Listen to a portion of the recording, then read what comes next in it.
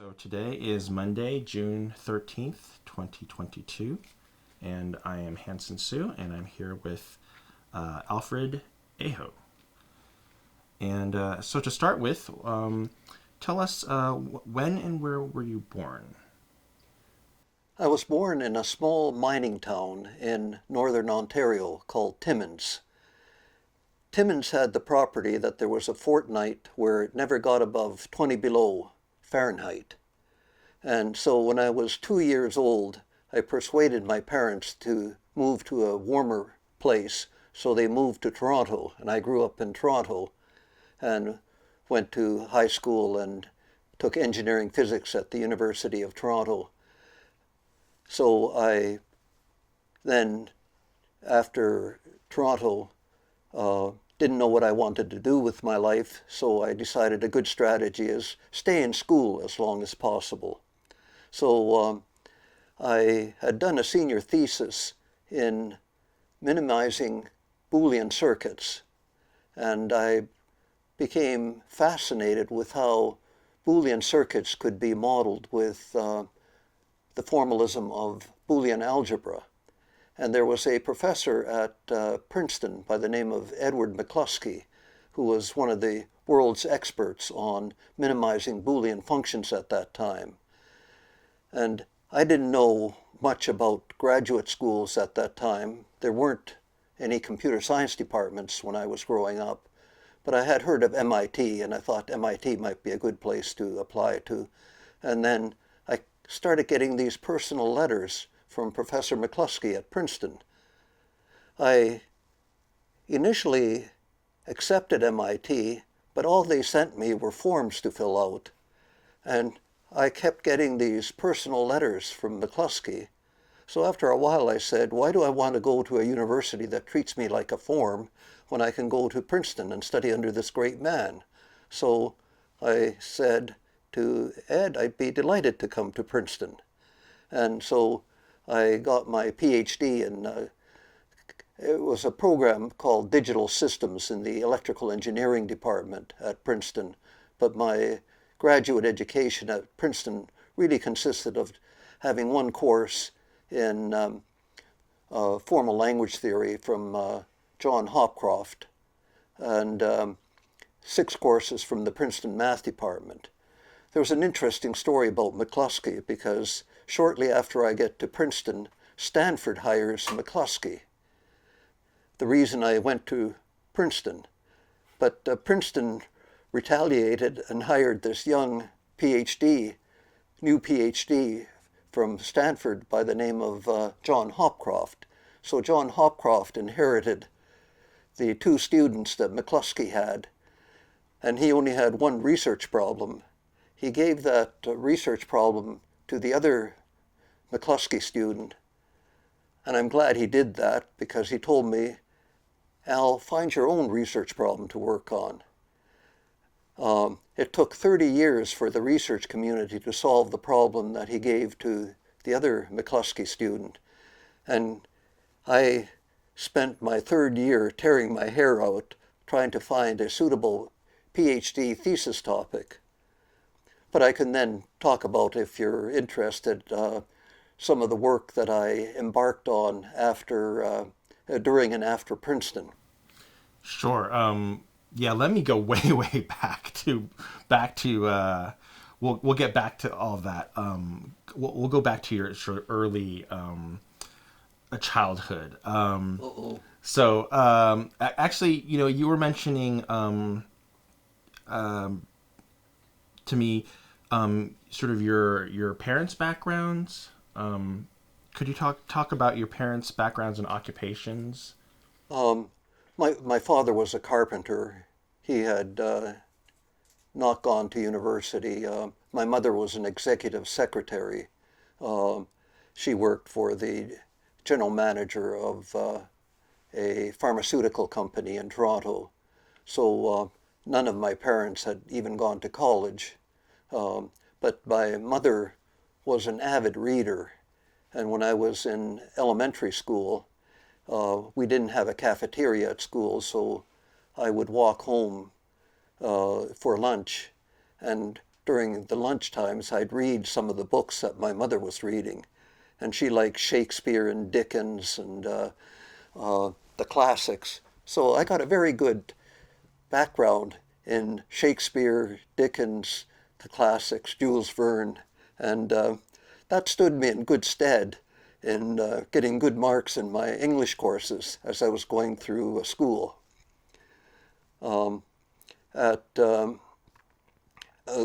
The area that I grew up in Toronto had a lot of immigrants, many people fleeing Europe because of World War II. So the school that I was in had a lot of children of immigrants, and the children were very interested in academic things. And I noticed that some of the mothers of my friends were particularly delighted that their son was going out with me because I was good in school, and I also played the violin. I ended up playing the violin for the bar mitzvah of one of my close friends in elementary school, or high school at the time. And I thought that was an interesting occasion because I really wasn't all that good. But then when I started at the University of Toronto, I took engineering physics because it was very mathematically and scientifically oriented, and I liked mathematics and science. And I had a very good time at the University of Toronto. Maybe I shouldn't tell this story, but as I was going to the University of Toronto, and the University of Toronto is a great university, but I didn't think there were any smart people in the world until I came to Princeton. And one of the first people I met at Princeton was a Columbia graduate by the name of Jeffrey Ullman. He had just gotten his undergraduate degree from Columbia University and also had come to study digital systems in the EE department at Princeton. So he and I became close friends, and when we graduated from Princeton, we both joined the newly formed Computing Sciences Research Center at Bell Labs, and there we developed a lifelong collaboration on subjects ranging from algorithms, programming languages, to the very foundations of computer science. And I was very fortunate to have met some of the brightest people in the field and have gotten to know them and work with them. And you learn so much by working with the best people in the field.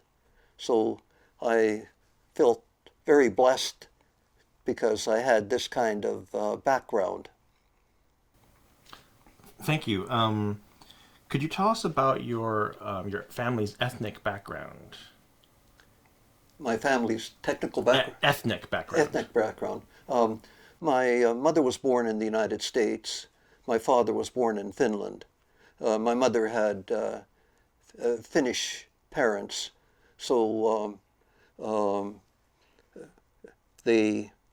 that's where I learned Finnish at home. I was raised by a grandmother since my mother was working, and she was from Finland. And as I mentioned to you earlier, the first language that I learned was Finnish. And when I went to kindergarten, I couldn't speak a word of English. My kindergarten teacher would write on her report cards, "Alfred does not speak any English."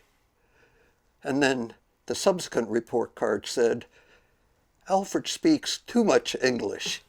So I learned English somewhat late in life when I was 5 or 6, but I really have forgotten all of the Finnish that I once used to know. And did your family have any particular political or religious beliefs? Well, I guess Finns are Lutherans, and And they had friends who were Lutherans and occasionally went to a Lutheran church, but I wasn't particularly religious until I got to high school. When I got to high school, my parents moved to another part of Toronto that had a very good high school with a musical program in it, and a lot of parents, in fact, would relocate to that area, that part of Toronto, so they could send their kids to North Toronto Collegiate Institute. And the school had a orchestra, senior orchestra, junior orchestra. They had an orchestra for the parents. They had a band, all sorts of quartets and other ensemble groups. So I had a very good time at the school because I played in the orchestra. The person that I played beside, she was the concert mistress of the orchestra and went on to play for the Toronto Symphony Orchestra after she graduated. I wasn't nearly in that class, but I found the music as a very good background and activity when I was going to high school. And the school had the music program had a better reputation than the football team. So we would go out and show what an instrumental music program could be like to other towns in and around southern Ontario.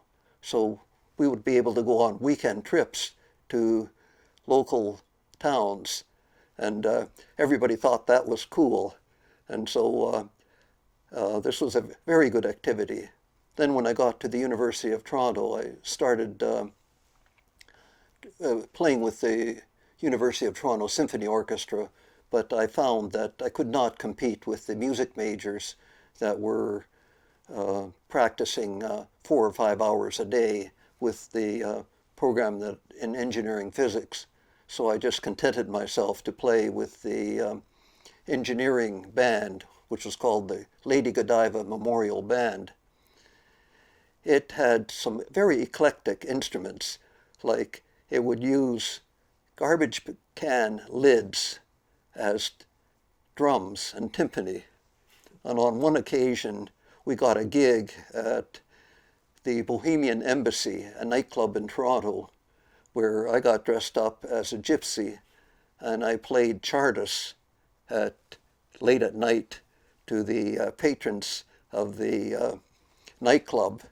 And the band, they had red handkerchiefs in their costumes, and they would take the handkerchiefs out at appropriate times and weep profusely as I played Chardas, Monty's Chardas, to the people in the restaurant. They wondered what in the world was going on, but you know, this is undergraduate students. We were having fun, and playing the violin allowed me to meet some very interesting people. When I went to Stanford for a sabbatical, Donald Knuth mentioned that some very good mathematicians and computer scientists are also very good musicians. So he said that somehow if the brain is wired for mathematics and computer science, it's also wired for music. So he invited me to come and play violin and piano sonatas at his house. And Don Knuth had designed a 2-story pipe organ for his house, which he had some company in Los Angeles come and build. And in his music room, not only did he have this pipe organ, but he had a Busendorfer grand piano and a Steinway. So he, for our first occasion, presented me with the music for Grieg's Violin and Piano Sonata No. 3. And this is a virtuoso piece for the violin. And then he said this was given to him by Dahl, a Norwegian computer scientist. And he said he also gave me a recording of it on the recording, it goes about like this. This is the tempo. So he plays a few bars at the beginning to set the tempo. I look at my piece, and I said it was a virtuoso piece for the violin, and he expects me to sight read it at concert speed. That was the longest evening of my life, but somehow I survived it. But he invited me again to come and play some pieces that I could play with him. So it was a very good way to get to know Don Knuth. I had a very good time on my sabbatical at Stanford just because of this musical connection. And of course, Stanford was full of some of the brightest people in computer science at the time. I was on sabbatical at that time. So I played violin all my life. I played in a string quartet since I moved into, started working at Bell Labs, and have continued that until just a few years ago when I found my shoulder was getting too tired to hold up the violin for 3 or 4 hours in an evening. Oh, wow. That's a couple years ago, we were interviewing Alan Kay in his home in LA, and he had a pipe organ built in his home. So that was reminding me of that. Yes, I met Alan Kay. Yeah. I didn't realize he also had a pipe organ in his house. Yeah. So music has been, so your mother was into music from. No, my grandmother my grandmother bought me a Delaunay violin, and I started taking lessons at the Royal Conservatory of Music in Toronto in elementary school. I guess I was in grade 3 or 4 when I started, so maybe I should have started when I was 18 months old. I might have been good, but I was able to play well enough to play in the senior orchestra beside the concert mistress in high school. So that got me to a very good start, and I was taking lessons from the Royal Conservatory of Music, which was very helpful. And I've enjoyed music all my life. And if we talk about some technical things, I'll mention a few of the things that this interest in music has gotten me into. Oh, that would be fascinating. Do you have any siblings? No, I don't. I'm an only child. And so in school, would I assume that music and science or math were your favorite subjects? Well, I really didn't find, I found all subjects interesting. And as I mentioned, throughout high school and college, I found the academic work quite easy. I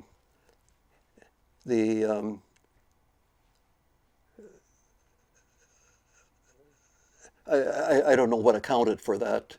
In high school, we had a math teacher. He was a veteran of World War II, and he felt that he had to periodically go into the basement and have a cigar. And when he was teaching us particular math classes, and he would say, and if anybody has any questions about the math assignment, just ask Al Aho, he'll help you out. So I found that helping other people with their math problems was also a very good way to learn mathematics, because you learn something much more deeply if you try to explain and teach it to others. Yeah. You mentioned earlier, reading Shakespeare and Dickens. What other books or media were you really into as a child? Oh, I was very big into science fiction. In fact, in high school, I wrote a 100-page story, science fiction story, but it was awful. But my mother kept it, and when I was cleaning out her house when she moved out of her house, I reread it. But it was a story of a future in which criminals were punished by recursively putting them into some sub-universe. And then they had to live in that sub-universe, but they didn't know how deep the recursion was. So if they wanted to escape from it, they didn't know how much they should try to pop up to get out of that universe. So it's kind of like Inception a little bit. I've discovered that this is a plot that's been used over and over again. So it was original with me at the time, but I enjoyed writing and I enjoyed science fiction. One of my favorite science fiction movies of all time is Forbidden Planet. I don't know whether you've seen that or not. It's a story of an expedition that leaves Earth to visit a planet that had a scientific colony set up some years ago, and they hadn't heard from that colony. So when they go and visit this planet, they discover that there are only 2 people from the original scientific expedition left, the head of the scientific expedition and his beautiful 20-year-old daughter. What's interesting about this planet is that the head of the expedition was a scientist, and he had created a gigantic computer out of the core of the planet. And this computer had this property that it would create and implement whatever thought he had. And the theme of the movie was the monsters from the id. His thoughts created these monsters that destroyed his fellow crewmen on the scientific expedition. So finally, the only people that were left on the planet were him and his daughter. And there was also a very charming robot called Robbie the Robot that would do anything for you, create food, clothing, and so on.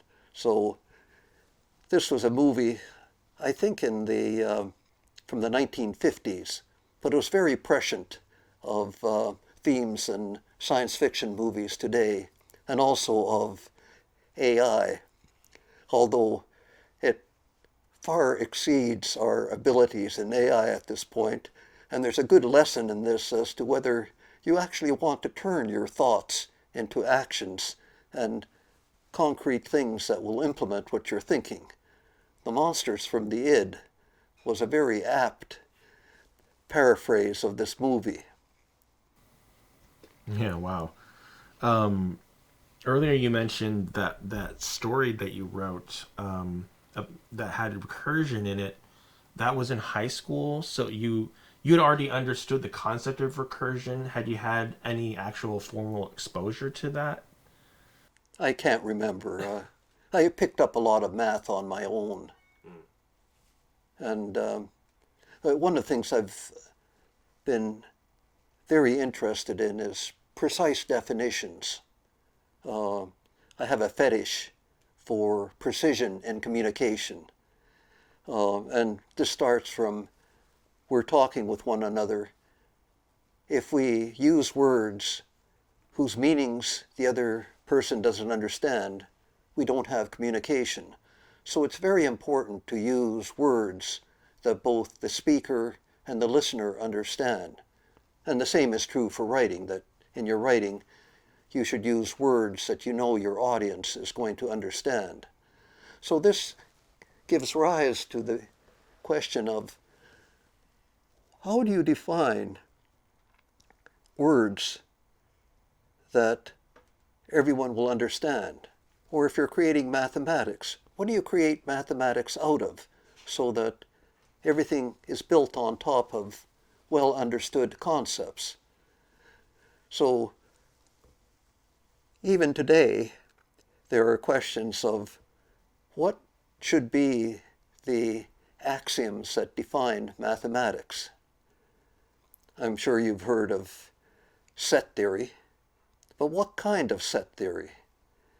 Do you use naive set theory or Zermelo-Fraenkel set theory?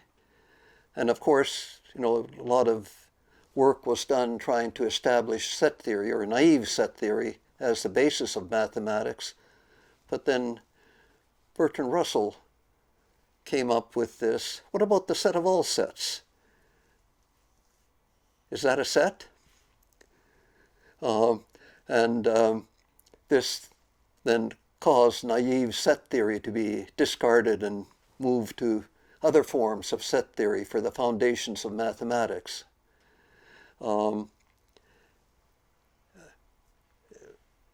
I was intrigued by proofs that we had to do in high school in geometry. And I was also intrigued by what is a proof? I became interested in axiom systems and abstract data types. And this actually is very good background for computer science, and especially if you're into programming languages, because you want a precise definition for a programming language, especially if you're going to create a standard for your language. So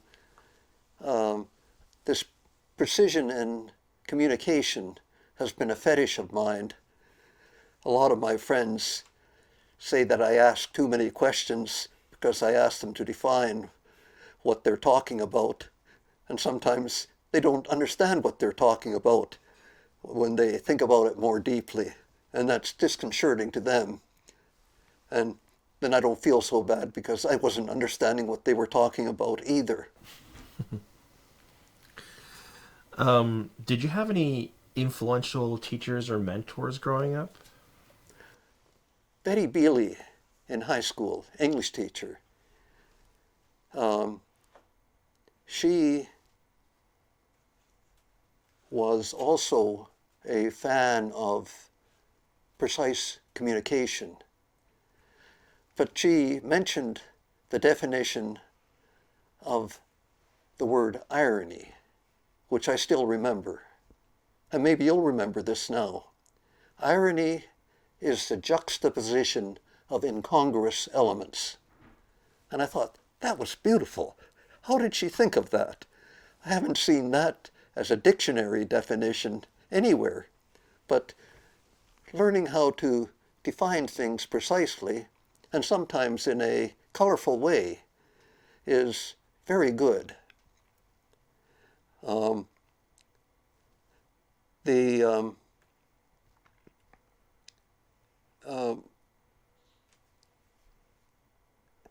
The professors in the Princeton math department that I took courses from were formidable, awesome. I had a course on probability theory from Feller, who was one of the giants of the field. I took a course on game theory from Morgenstern. I took a course on logic from Alonzo Church. I didn't realize how good these guys were until long afterwards. But those courses were very much to my liking. And then John Hopcroft taught a course in computer science theory. It was really automata and language theory. And that really got me started on my interests in formal languages, programming languages, theory, algorithms, and catapulted me into these domains of computer science that still fascinate me. So you definitely entered into computer science from the math side. When was your first actual experience with a computer? Well, I loved building things when I was in high school. I built radios and amplifiers using Heath kits. I don't know whether you experienced Heath kits where you get a kit and you solder the parts together. So I got to know what transistors looked like and what capacitors looked like and how circuits behaved. uh, had to know what a AND gate, OR gate, and so on was. My first real computer program was when I was going to the University of Toronto. They had a 7090, maybe it was a 7094, and I had to write an assembly language program for the 7090. I really didn't think much of assembly language as a programming language.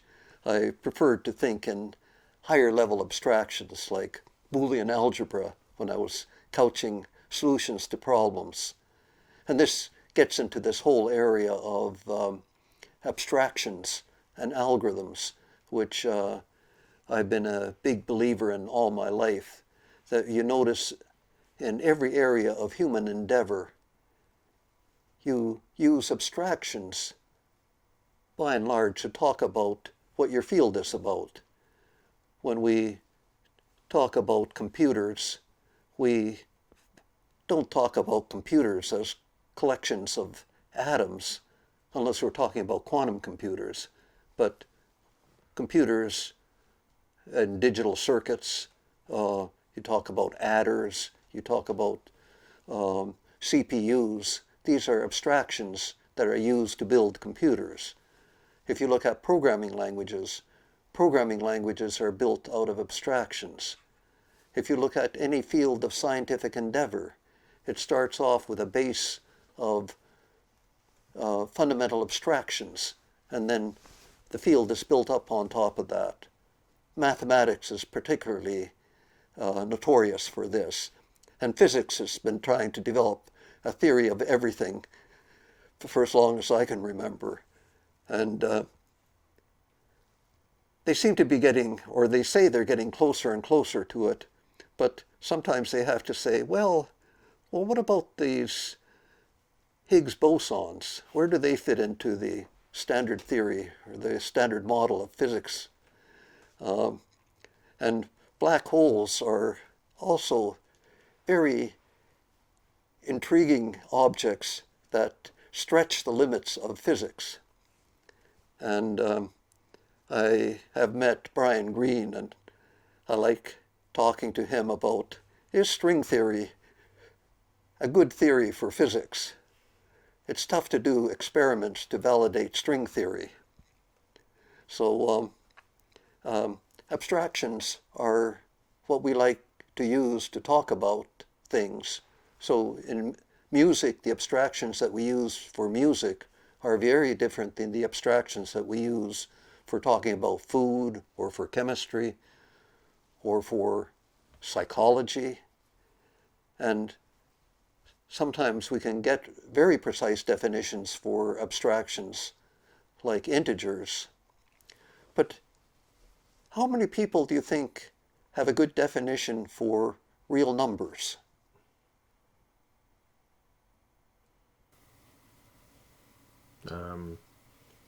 If you had to Probably define a mathematician would. So, the average person, I don't know. Would you get into Dedekind cuts? I don't know. I'm not sure if I even know what that is. See, there's some of the things that we take for granted.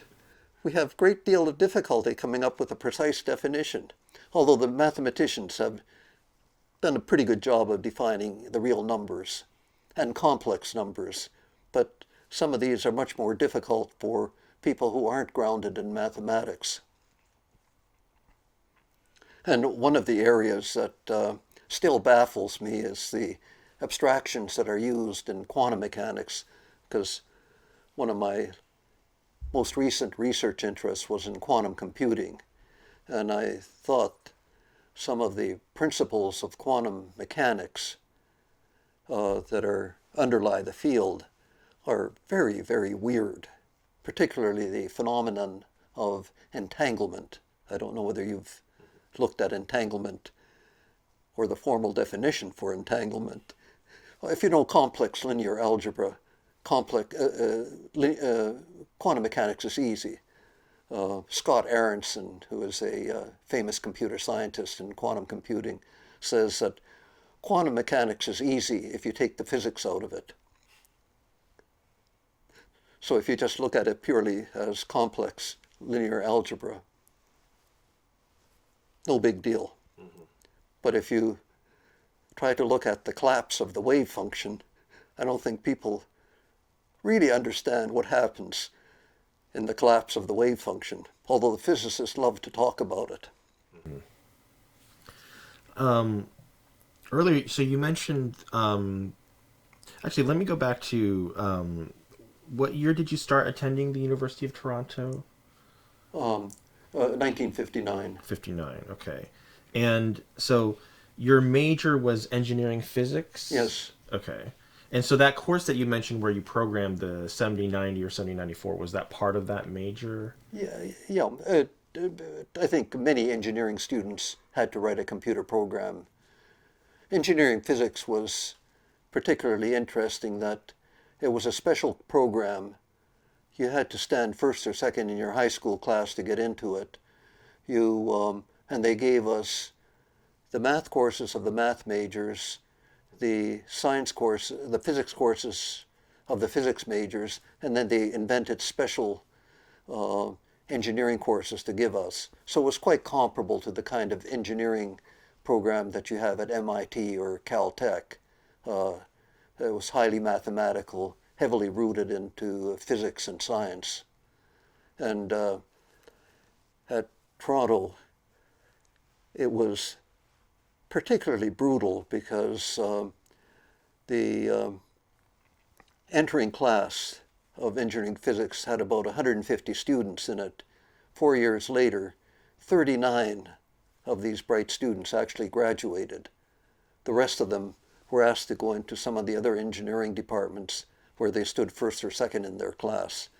But they brutalized the students in engineering physics. But maybe that's good experience for real life because you don't know when you're going to meet the best people in the field.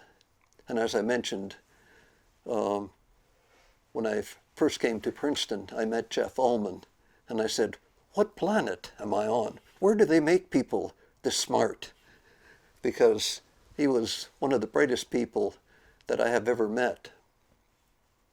And when I joined Bell Labs was at Murray Hill, had all these researchers, Nobel Prize winners, brilliant mathematicians, and it was just a direct step from Princeton, where you had all these brilliant faculty members, the math people and the people in the engineering school. So it was ratcheting up. Although soon after I got to Bell Labs, I said, "Gee, great, I made it in here." And then after a while I said, "How do I survive here? Because I have to show something that will let my management say, we need to keep Aho here," because they had a tradition of, you didn't have tenure in Bell Labs research. So after a while, you found jobs in other parts of Bell Labs and AT&T. It was a way to keep the research area vibrant, but on the other hand, it kept people on their toes.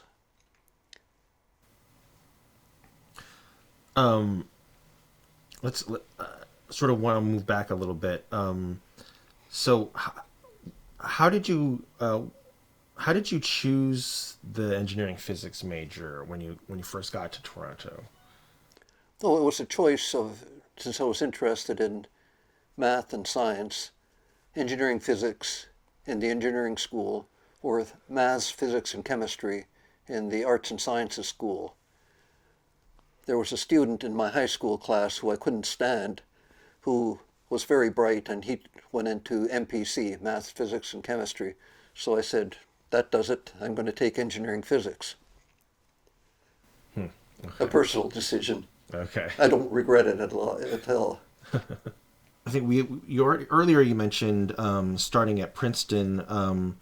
So remind me again how what what major or field was your PhD at Princeton? It was in electrical engineering. They had a computer science or computer engineering option in electrical engineering. It was digital systems, called digital systems at the time. And this was long before Princeton got its own computer science department. I was on the advisory committee for there was an intermediate step of electrical engineering becoming electrical engineering and computer science. And after a decade of trying to persuade the president of Princeton University that computer science deserved a department of its own, we finally convinced a new president that they should do this. And so he promptly built a building for the new computer science department at Princeton. And the department at Princeton in computer science is one of the top departments in the country. It's amazing how long it takes academia to respond to changing conditions. In Europe, sometimes the charter of the university is embodied in the state constitution. So in order to set up a computer science program in European universities, you had to modify the state charter, the state constitution. So it took a long time for some universities in Europe to create a computer science program. They call it informatics, by and large, in Europe. So, and I don't know whether we want to get into this subject, since technology is changing so rapidly and is becoming more and more computerized. How do ordinary people keep up with the world and find jobs in the new world in which the technology is changing so rapidly? Because if I only knew what I knew when I graduated from Princeton, I'd be obsolete. And lifelong learning is the adage for survival these days. But I don't know that people are trained to do lifelong learning.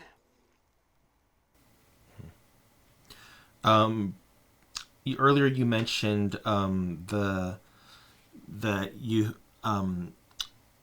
so when you ended up working with Hopcroft, that he assigned another graduate student this research problem, and you had to find your own. Who was that other graduate student? Al Kornjak. Okay. And then you also met Ullman right from the beginning at Yes, Princeton. he was in he entered Princeton the same year I did. So we met at Princeton, and then he graduated, took the job in the Computing Sciences Research Center at Bell Labs, and a few months later I took a job at the Computing Sciences Research Center at Bell Labs.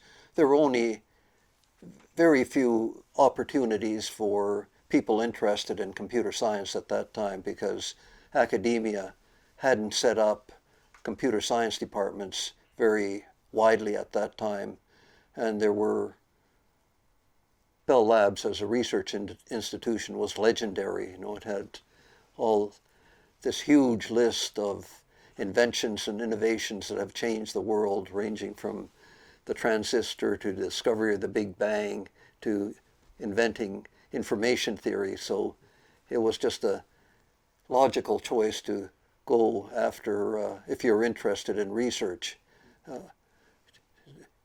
to go to Bell Labs. Mm-hmm.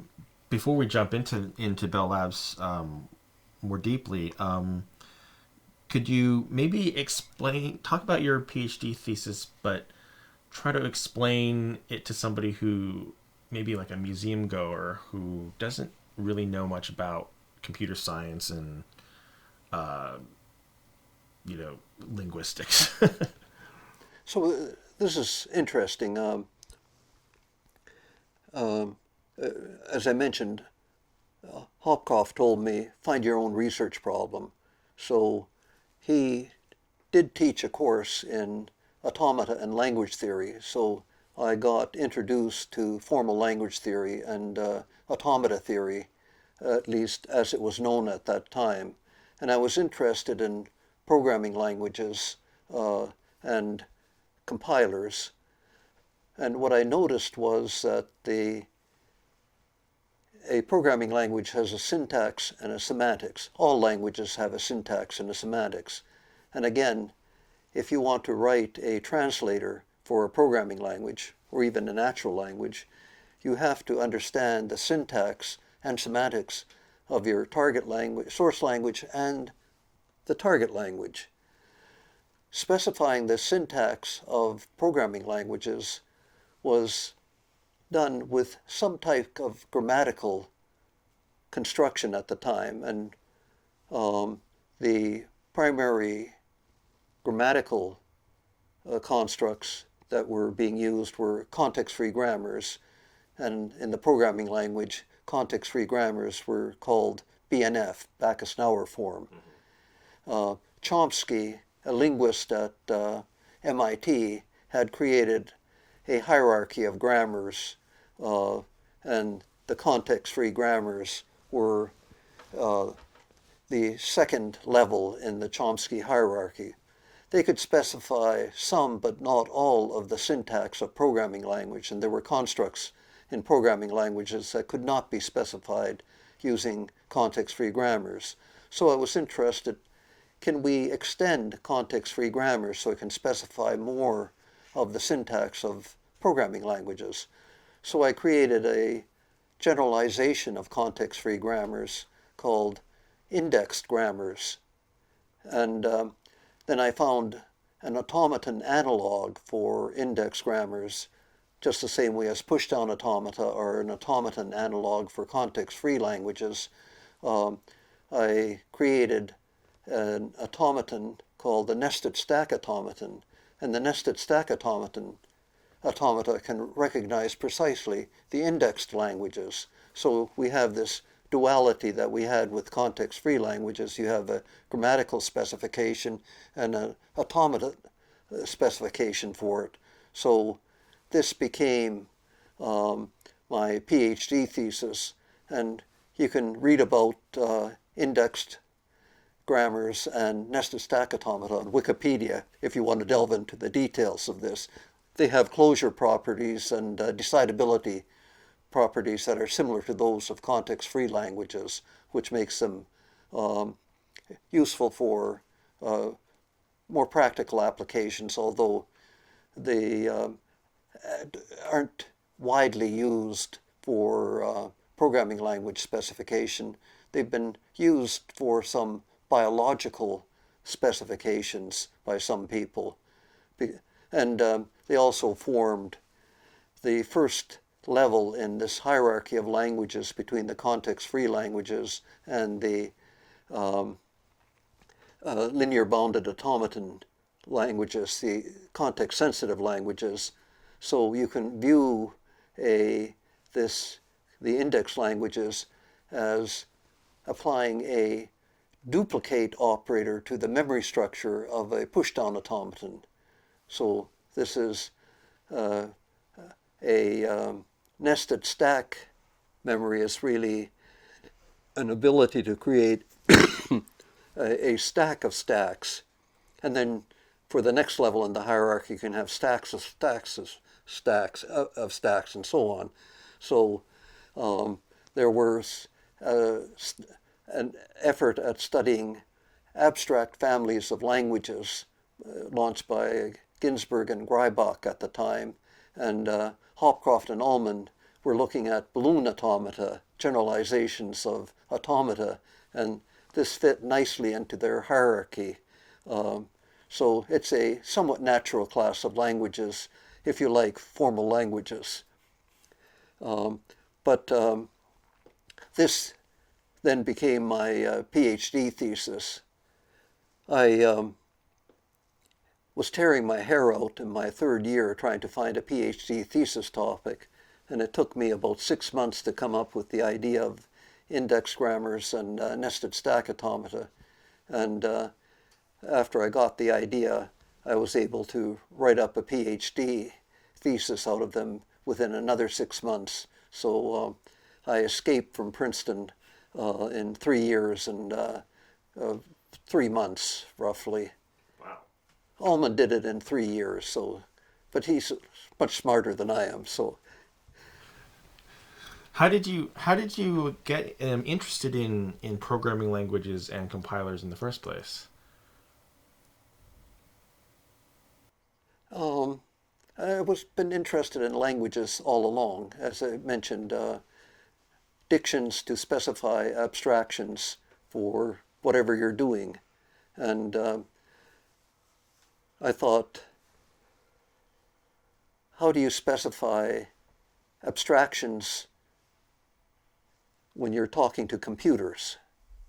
And particularly algorithms. I was very interested in algorithms.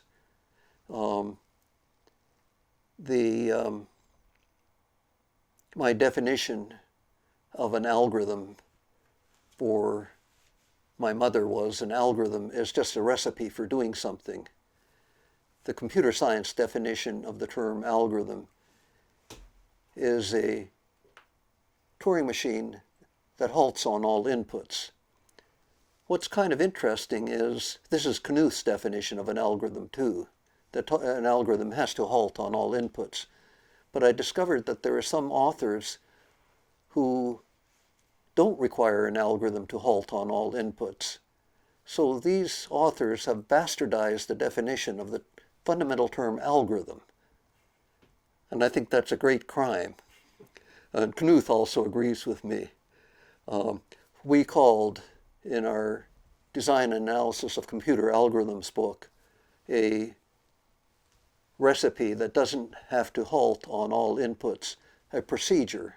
So in mathematics, in the area of recursive function theory, we have the distinction between recursive functions, which correspond to the class of functions you can define with Turing machines that halt on all inputs, and partial recursive functions, which are functions that can be defined by Turing machines that don't have to halt on all inputs. So that's a natural distinction from recursive function theory. And I think it's nice to have these parallels with mathematics. So I think formal proofs, specifications, languages, they're all neatly interwoven. Mm-hmm. Okay, let's get to Bell Labs. You joined Bell Labs in 1967, and you followed Ullman there. He had already joined Bell Labs before. A few months before me. A few months before. And what group was it that you joined? So I was interviewed by a department head by the name of Doug McElroy. He was an applied mathematician from MIT. He had been at Bell Labs for a few years before me. Amongst other things, he had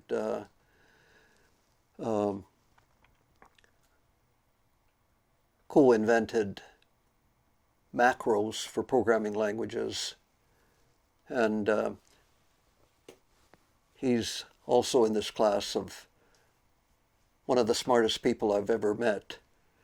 But when he interviewed me and decided to hire me, so I show up for work, and he says, "Al, why don't you do what you think is important?" I said, "I think I can handle that job, Charter." So I was left to work on whatever I thought was important. And since Jeff Ullman was there, I had a person who understood computer science. So he and I embarked on a bunch of projects related to automata theory, language theory, algorithms, and programming languages. Ultimately, it went into the very foundations of computer science. Ullman and I did some work on database theory. So we went through a whole bunch of fields in computer science that had what we thought were interesting problems for us. And in the first 10 years at Bell Labs, I wrote 40 papers and 5 books, several of them co-authored with Jeff Ullman, and many of the papers were co-authored with Jeff Ullman, but also with other people at Bell Labs. So what I found interesting about Bell Labs, it was teeming with interesting, talented people and interesting research problems. And coming from, coming from the field of computer science, I would think about problems in a different way than some of the people working on these problems. So there were a number of stories where I would be sitting in a seminar and doodling on a piece of paper. The person next to me would look at my doodles and say, "Where did you get that?" in a loud voice. And then by the end of the day, we'd write a joint paper. Because I had a number of stories of this nature that collaborating with interesting people often results in solving problems that you may not have thought of or you didn't have a solution to. And when Jeff, he left Bell Labs, he wanted to go to academia a little bit earlier than I did, like many years earlier. He stayed at Bell Labs for a few years and went to Princeton University, where he joined the faculty of the electrical engineering department. And but he would come and spend one day a week consulting at Bell Labs. And his consulting stint was he would come Fridays and sit in my office all day. So the conversations that we'd have would range over all sorts of topics. And sometimes he'd mention that he was working on a problem with a colleague at Princeton. And after describing the problem, I might say, "You're kidding." And he said, "Oh, you're right. The solution is obvious, isn't it?"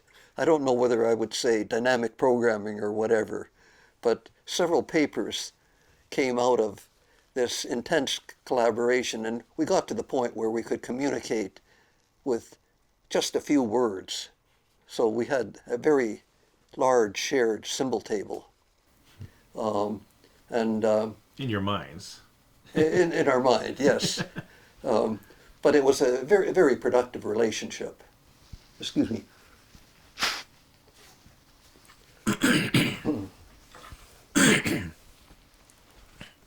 So another Bell Labs anecdote. I mentioned that in the first 10 years I wrote a bunch of books, 5 books. One of the books was called The Design and Analysis of Computer Algorithms, with my advisor John Hopcroft and with Jeff Ullman. And it codified some of the work that we were doing on algorithms at the time. And I found myself teaching at a local university at Stevens. So I would use the notes for the book in my lectures. And I found that doing research, teaching, and writing were very synergistic. The president of Bell Labs heard that I was writing a book on algorithms. And I should mention there was a story associated with algorithms. I was giving a seminar on algorithms design techniques at Bell Labs. And at the end of the seminar, a young woman came up to me and said she had just written a bibliographic search program. Bell Labs used to get a tape of current technical papers and reports that had been written under government contracts. And she had written a computer program that could search this tape for keywords and phrases so that scientists at Bell Labs could see what kind of work was being done under government contract. And she had mentioned to me just right after my talk that some gung-ho bibliographer had specified a very large search specification, a query that had scores of keywords and phrases in it. And the program that she had written had a $600 limit on how much computer time would be spent on one search. And after spending the $600 on that big search, it had not yet finished printing out all of the answers to the search. So she said, "Can you help?" So I asked her, how are you doing the search? So she explained the algorithm she was using, that she'd read a bufferful from the tape, look for the first keyword, the next keyword, and so on, and then repeat that on the next bufferful that was read. And I said, well, you know, what you could do is you could construct an automaton that will search for the keywords all at once. It would do it in parallel. And by the way, here's a spiffy way of constructing this automaton in linear time. So I mentioned this to her at the end of the talk. A couple of weeks later, she comes into my office and says, "You remember that search that used to take $600? It now costs $25. Every search costs $25. That was the cost of reading the tape." So what had been an IO-bound problem, or what had been a computationally bound problem, had turned into just the cost of reading the tape. So I mentioned this to my boss, Doug McElroy, with about maybe a little less description than I already gave you. It was on a Friday afternoon. Well, I discovered you should manage your boss. It's a good strategy no matter where you are. So my job of managing my boss was every Friday afternoon or every second Friday afternoon, I'd go into his office and tell him what I've done in the past week. So when Margaret Corasick told me about what happened with her computer program, I mentioned this to Doug McElroy in about 2 or 3 minutes, and I outlined how I had constructed the automaton and done the search, but not in any detail. The next Monday at around 11 o'clock or 12 o'clock, the head of the math center at Bell Labs comes into my office and says, "How do you compute that failure function?" And I said, "I beg your pardon, what failure function?" He said, "Your boss just told us about this new algorithm you have for fast bibliographic search, and it uses a failure function. How do you compute it?" So McElroy, in 2 or 3 minutes, understood technically what I had done, created a talk for the 3-level management seminar that was held in research, describing the algorithm to mathematicians and physicists, and gave me the title for the paper that we should write. Fast string pattern matching, an aid to bibliographic search. Somehow the president of the Bell Labs heard about this, and he stopped me in the aisle as I was walking to lunch one day and said, "Oh, Al, you should keep working on those algorithms. They'll be important someday." This president was Bill Baker, and he was notorious for saying things in a very cryptic but encouraging way. And he also got me to teach a course on algorithm designs to all engineers at Bell Labs. So I gave a televised course on algorithm design techniques from the Design and Analysis of Computer Algorithms book. And many people then at Bell Labs got to know me through watching these videos of my algorithms lectures. At the same time, I should perhaps have mentioned that there was a scientist at Bell Labs by the name of Richard Hamming, of Hamming code fame.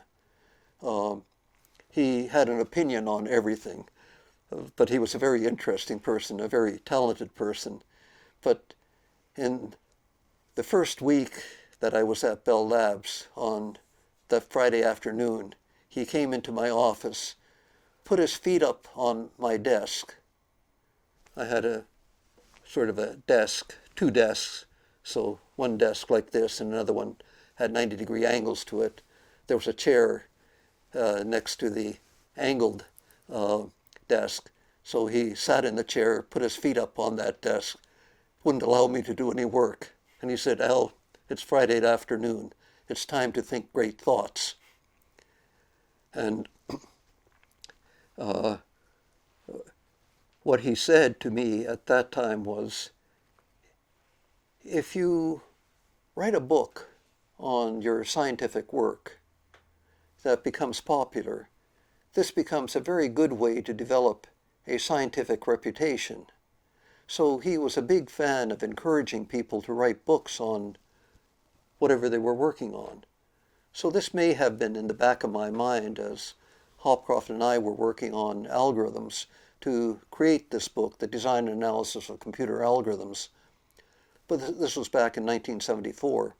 When we wrote the book, since algorithms and computer science departments were brand new in universities around the world, this book was used at many of the new computer science departments around the world, and it became one of the most cited books in computer science. And hundreds, maybe thousands of people took courses out of that book and sort of created the reputation for us of being in algorithms. And this was one of the things that Ullman and I get cited for the Turing Award of our work with algorithms. Hopcroft got cited for this and won the Turing Award with Tarjan for his work on algorithms, which was largely cited as Aho, Hopcroft and Ullman. So it took longer for us to get the recognition. I don't know how I should feel about that, but on the other hand, I was very happy to have had the association with Hopcroft. But it also shows the impact of both writing books and teaching can have on your scientific career. So I always recommend this to new scientists of when you can, if you can, and if you think you have something worthwhile saying it, say it in such a way that you can get many people around the world to talk about your scientific accomplishments. The same is particularly true of our Dragon books that we wrote, which if you want to talk about programming languages and their translators, we can do at however long a length you want. I mean, that's a natural segue about the Dragon books. How did you talk about how those came about?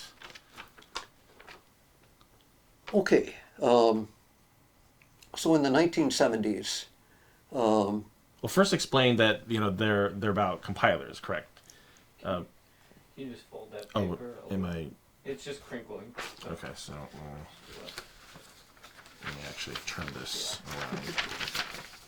Okay, there we go. So we'll start again. So first, tell us what the Dragon books are. Okay, so maybe I should mention the center that I joined at Bell Labs. It was newly created. It got to be called the Computing Sciences Research Center. It is the lab that invented Unix, C, C++, plus a whole bunch of other things. So the Unix operating system was being invented and developed at that time by Ken Thompson, Dennis Ritchie, and a bunch of the people that had joined the Computing Science Research Center. So I discovered that I could write scientific papers using the Unix operating system. It was much better than writing the papers longhand, giving the longhand to a secretary, and then who would then type up the longhand into words, and then I'd have to correct the words and so on. So I was one of the early users of Unix because of its capabilities for being able to create scientific documents. And so you were using a text editor and typing your papers directly? Yes. Okay. It's the only way to do anything these days. Right. And you were using, and was it like, was there like automatic formatting? Was this is probably before tech had been invented, but were you using some sort of formatter? Long before tech was invented, long before LaTeX. Have you ever heard of ROF? Yes. Have you ever used ROF? No. ROF was one of the early editing programs and typesetting programs on Unix. For the terminals, we had teletype machines that weighed not 10 or 20 pounds, but 100 or 200 pounds. I had a teletype machine in my office here. And here in this office? Yeah, with a T1 connection to Bell Labs for high-speed connection. This was one of the benefits of working in the Computing Science Research Center. But we went through a whole progression of computer terminals, big, clunky computer terminals, before we now got to personal computers, iPads, cell phones, and so on. But as Unix was being developed, Ken Thompson created the early version, first two versions of Unix using assembly language. And he had joined Bell Labs at roughly the same time I had. He was there maybe 6 months or so ahead of us. And he had been assigned to work on the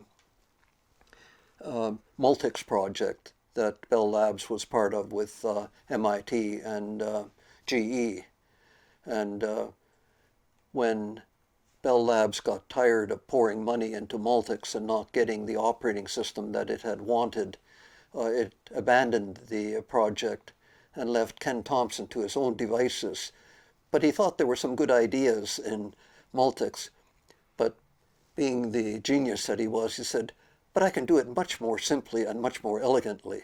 So he created a rudimentary version of Unix and then kept writing and polishing it. Dennis Ritchie came on the scene. He had also created some programming languages, B and Bon.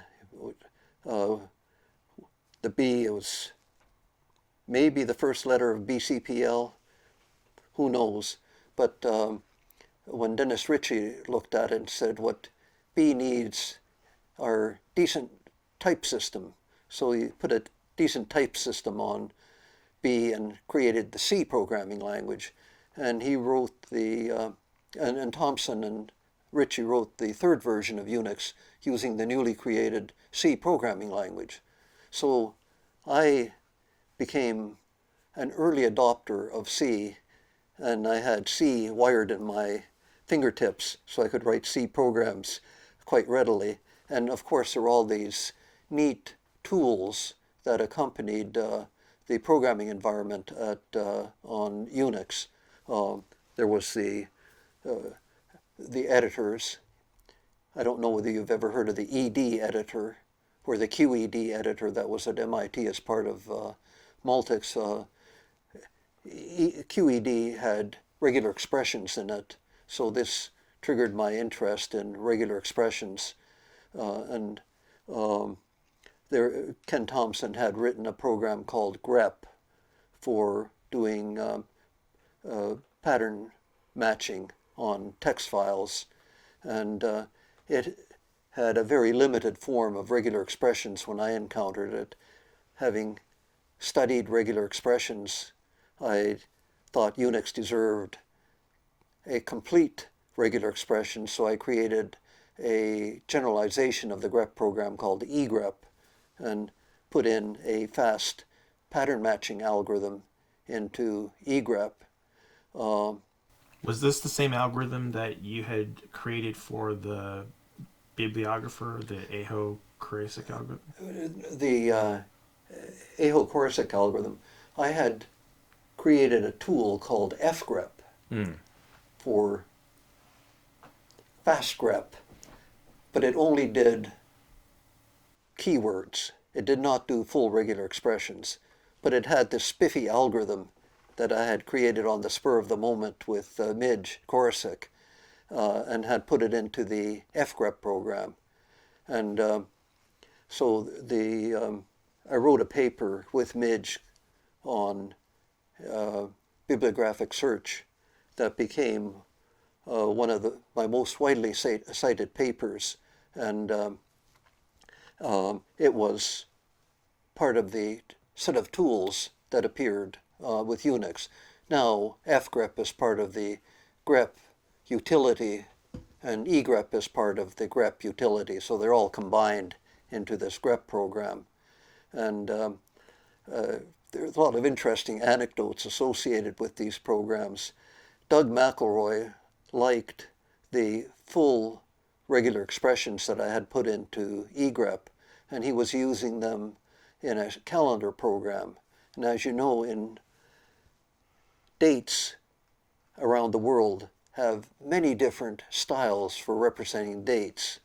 You know, we could talk about 6/13/22 or June 13th, 2022, or in other countries of the world you have a different order between the month and the day and so on. So he wanted to have a calendar program that dealt with dates in many different formats, and so he wanted to do the search for the dates using egrep, but egrep initially constructed a deterministic finite automaton from the regular expression, and then it could execute the deterministic finite automaton very quickly, very efficiently, with only 3 machine instructions per input character. But this was a little bit like constructing a Boeing 747 to go across the road. You spend all of your time constructing the airplane and very little time flying it.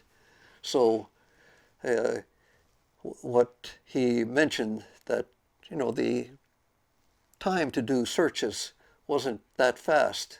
So then I said, well, let me construct the deterministic finite automaton incrementally and on demand.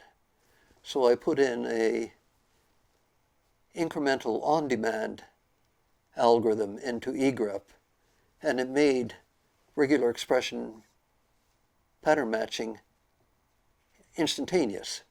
And it made my boss very happy too, which is a good thing to do. So just the feedback you get from users and the interactions that you have from users often help you create a much better product than you initially had in mind.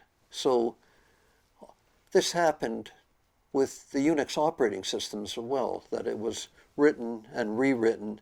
Ken Thompson didn't mind throwing out an entire operating system and rewriting it if he thought he knew how to do it better. So since the Unix operating system was written in C eventually, there was a colleague in the Computing Sciences Research Center, somebody who had done his Ph.D. thesis at Columbia in category theory. I don't know whether you're familiar with category theory. It's one of the most abstract theories in mathematics there is. But when Steve Johnson came, he wanted to write a C compiler for a different machine, and he had trouble writing the syntax analyzer, the parser for C. And he had heard that I was into formal languages and parsing algorithms.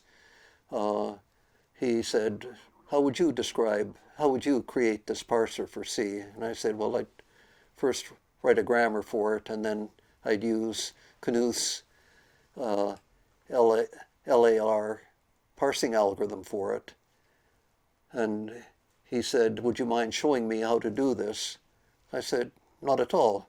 So I got a big sheet of cardboard from the stock room, sort of 2x4, and I did the sets of items construction for the LR parsing algorithm on this sheet of cardboard from the grammar for the language that Johnson had given me. I'd usually do it watching television over the weekend. Then I'd come on Monday morning and present Johnson with the sheet of cardboard with the specification of the parsing algorithm, the automaton. He'd implement it, and of course it wouldn't work properly because there were mistakes in it. And I'd then the next weekend take home the automaton and correct the mistakes, present him with the corrected automaton. He'd put it into the machine, and I still had mistakes. I think on the third iteration he said, why don't you tell me how you're actually constructing this? So I explained the LR parsing algorithm to him and what I was doing. He implemented it, and it became the parser generator yacc on Unix. And Jeff Ullman, Steve Johnson, and I worked on making the construction of LR parsers much more efficient. And we wrote a number of papers on this, and Steve Johnson just kept rewriting yacc to make it better and faster all the time. So it became the tool of choice to construct parsers, and it was based on formal language theory at its heart, and then going back to its root, the original idea of the LR parsing algorithm was due to Don Knuth. I can go into much more detail on this, of how to do this. Many people actually wanted some help with the explanation of the shift-reduce and reduce-reduce conflicts that resulted from the grammar that they used, because one of the nice things about yacc is that it would tell the user if there were any difficult to parse constructs in the grammar that they had written for their programming language. And so it allowed users to get much more accurate grammatical specifications for their languages at the time. And over a period of several years, yacc became one of the most widely used tools for constructing parsers, particularly in computer science courses. And this fast regular expression pattern matching algorithm that I had created got into a tool for creating another component of a compiler called the lexical analyzer. And there was one interesting summer where Eric Schmidt was a summer intern at Bell Labs, and he took one of my fast regular expression pattern matching algorithms and put it into this lexical analyzer generator program called Lex that Michael Lesk had first developed. So using Lex to develop the lexical analyzer and using yacc to generate the syntax analyzer became a very quick way of constructing the front end of a compiler, and it allowed you to experiment with programming language design. And many of our colleagues at Bell Labs started using Lex and yacc in constructing little languages. Brian Kernahan and Lorinda Cherry were among the early users, and Kernahan and Cherry developed a little language for specifying mathematics called EQN using these tools. And Brian Kernahan's model for how you should design a language for specifying mathematics is, how would a mathematician describe an equation to you over the telephone. You could say let a squared is equal to b squared plus c squared, or a sup, using the superscript operator for exponentiation, a sup 2 to represent a squared equals b sup 2 plus c sup 2.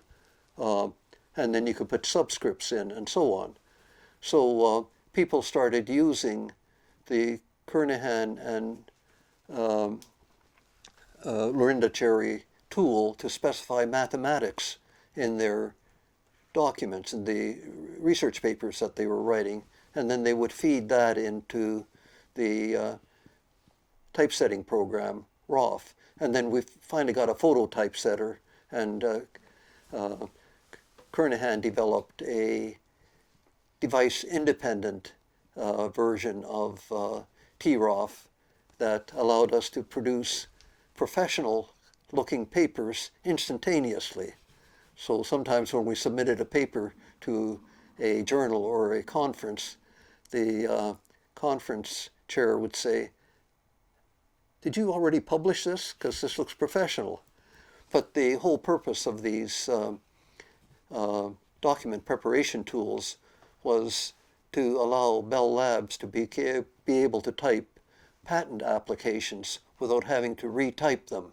Because if the typist made a single mistake on the patent application, the typist would have to retype that page.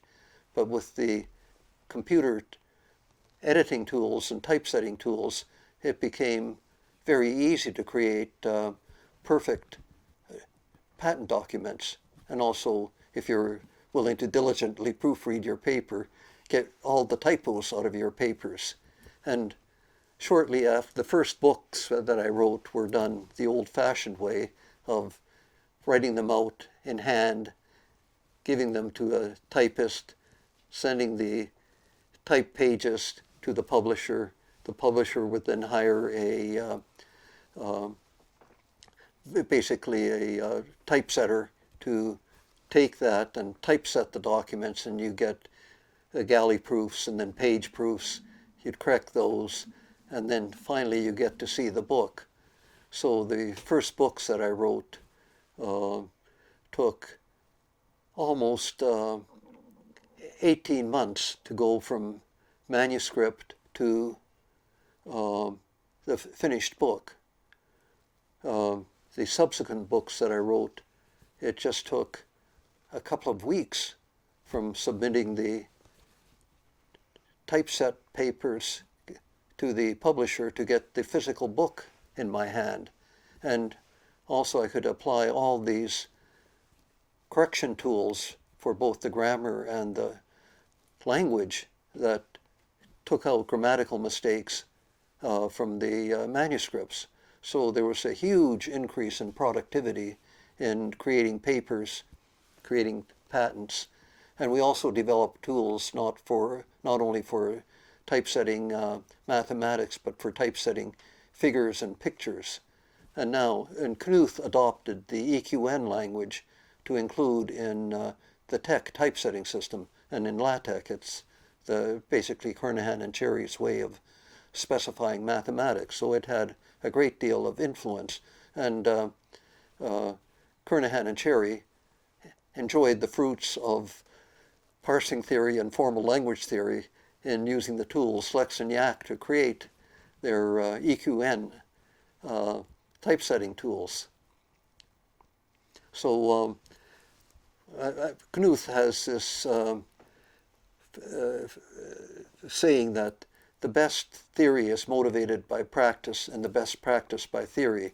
And I sort of internalized that with my early experience in the Computing Science Research Center, because I found that the theory that we were developing in computer science could be applied to document preparation systems, programming languages, compilers, and so on.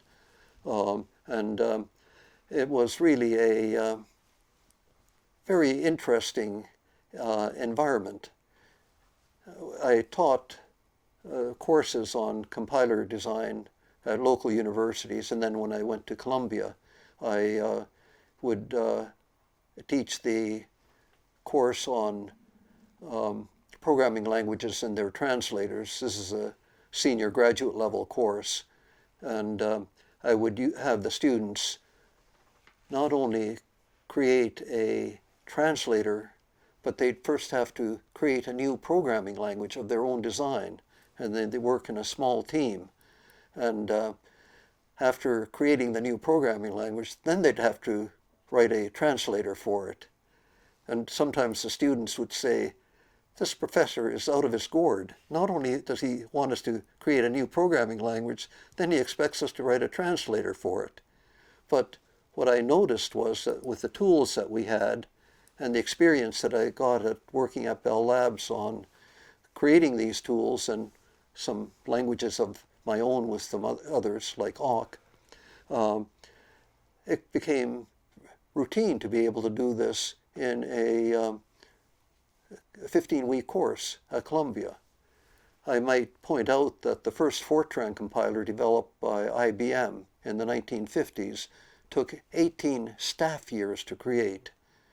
In my Programming Languages and Compilers course, I organized the students into teams of 4 or 5. Each team had to create their own programming language and then write a translator for it.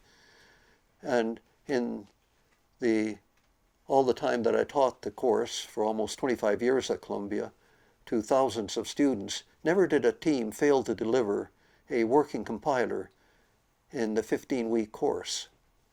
And I attribute that to the abstractions and algorithms that we put into our Dragon books and to the tools that we created to support these abstractions and algorithms.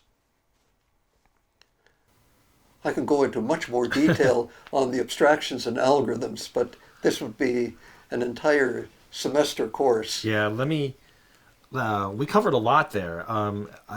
First, I want to clarify, we were talking about fgrep and egrep. What exactly is the relationship between the two? Is egrep a generalization of fgrep? No, they're two separate programs. They're two separate, okay. And they were separate utility. They were written in the early 1970s, and they were put onto the very first versions of the Unix operating system. Right, okay. So egrep is the one that parses regular expressions, and fgrep just as keywords. Just as keywords, and fgrep uses the Aho-Corasick algorithm. That is correct. But egrep does not, or does it also? No, egrep uses my own algorithm for dynamic, lazy construction of the deterministic finite automaton. Okay. See, and going back to formal language theory, constructing the deterministic automaton can take time that's exponential in the length of the regular expression. So if you have a long regular expression and you have an algorithm that runs in time 2 to the length of the regular expression, it can take a long time to produce that. Doing it dynamically, the observed time was just you read in the regular expression and you construct the state transitions of the automaton as they're needed. So when you construct those parts of the automaton that are only needed for the regular expression parsing. Okay, so that brings it down to it was linear, and this is observed, linear in the length of the regular expression plus the length of the input, okay, rather than exponential in the length of the regular expression plus linear in the length of the input. But that exponential part of it dominated. That's constructing the Boeing 747 to go across the street. Right. Now you construct a motorcycle to go across the street. It's very efficient. Okay. And we talked about yacc and lex, but we actually never got to the actual story of the Dragon books themselves. Could you talk more about how that started? Jeff had bought into this idea that it's good for your career to write a book about what you're working on. So in the 70s, with all this work on Unix, C, programming languages on Unix, there was a lot of interest in creating new programming languages and compilers for the new programming languages. So as with the algorithms book, what we did was we did research on efficient algorithms for parsing, efficient algorithms for some of the other phases of compilation, wrote papers on those, presented them at conferences, but we took the important ideas that we developed and the community had developed over several decades and codified them into what are now called the Dragon books.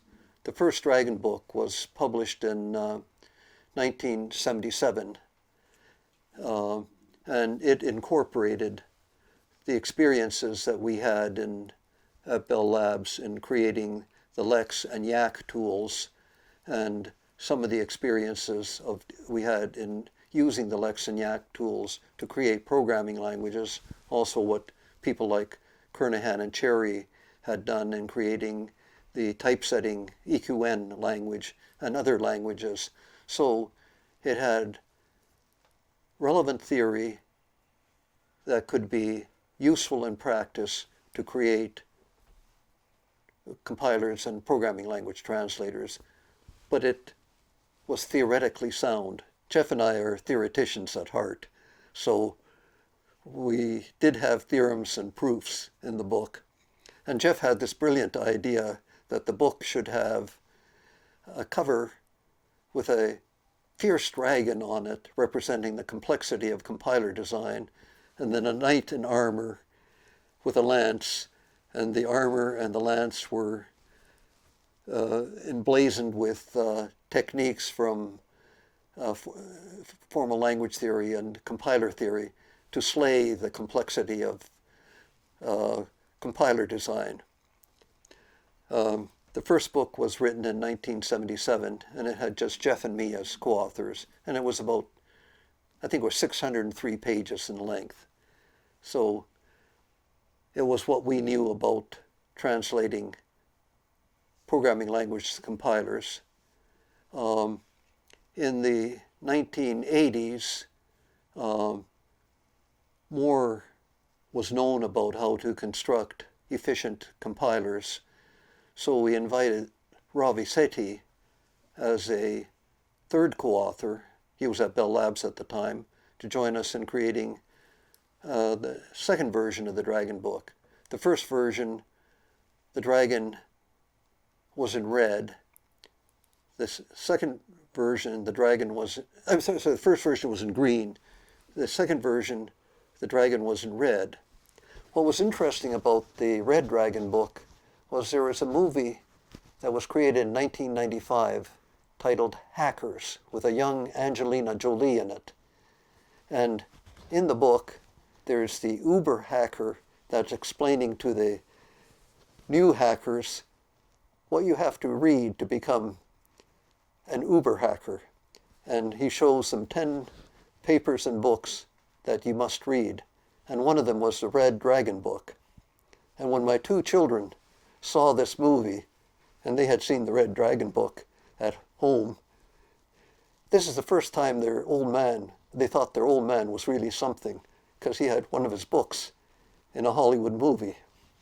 It shows what you have to do to impress your kids these days.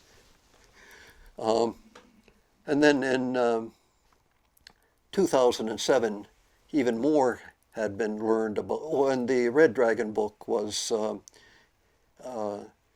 800 pages. In 2007, we created a third version of the Dragon book that had a purple dragon on the cover, and it was close to 1,000 pages.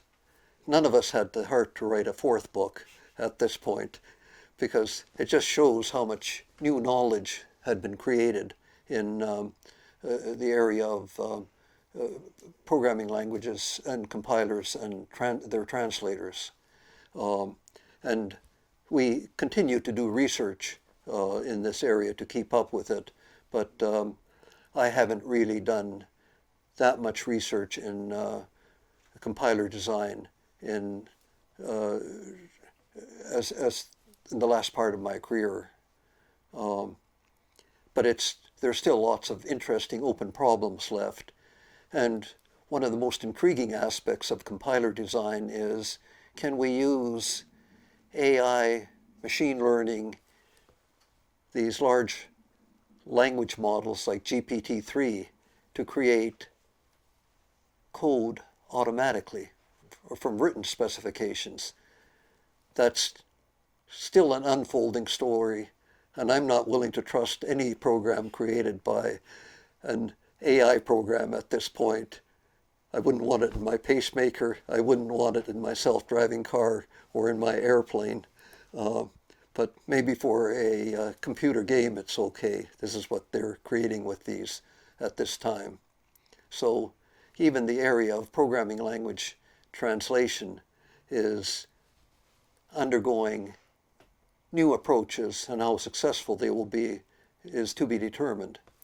But one of the things that intrigues me greatly, and has intrigued me since I was a little kid, was how does the human brain use, what kind of algorithm does it use to process ideas? You hear my voice. What kind of algorithm does your brain use to convert the sound waves hitting your eardrum into meaning in your brain? The brain is a fantastic compiler, language translator, and nobody knows what algorithms it really uses. So there's that interesting aspect yet of compiler design. How does the human brain do it? And I don't know if ever, we'll really understand that, because this shows you how many interesting problems are left in programming language translation, depending on what your model of computation is and what kind of computing device you use to do it with. Excellent. Can you tell us what is awk and how did it come about? Okay. Awk is a programming language that was created by me, Brian Kernighan, and Peter Weinberger. And it's your three initials that are in. Yes, I'm the A in awk. Weinberger is the W in awk, and Kernighan is the K in awk. Brian and I had been talking, we had offices next door to one another at Bell Labs for a long time, of maybe we could get a generalization of the grep program that would process more than just do string pattern matching. That maybe we could have patterns that embody both numbers, arithmetic, and strings, and Boolean combinations of these things in the patterns. And maybe the action could be more than just printing the line that matches that pattern. We'd like to be able to do more sophisticated things. So our concept was, let's create a program, a pattern action program. And I like the pattern action paradigm of programming, because human beings are pattern action creatures. If we hear a loud noise, we look where the loud noise comes from. We're attracted by a pattern, and then we want to take some action associated with this. If the lion is pouncing and growling, we definitely want to take an action in hearing that growl. So this was the motivation for the design of awk, that it would be a tool for solving routine data processing data processing applications. I found myself teaching courses, so I had to keep track of student grades. I found myself having to manage budgets, so I had to manage budgets. I was an editor of a journal. I had to keep track of editorial correspondence. So I wanted a little language where I could write 1 or 2 line programs to do the administrative data processing. Kernighan had the similar idea.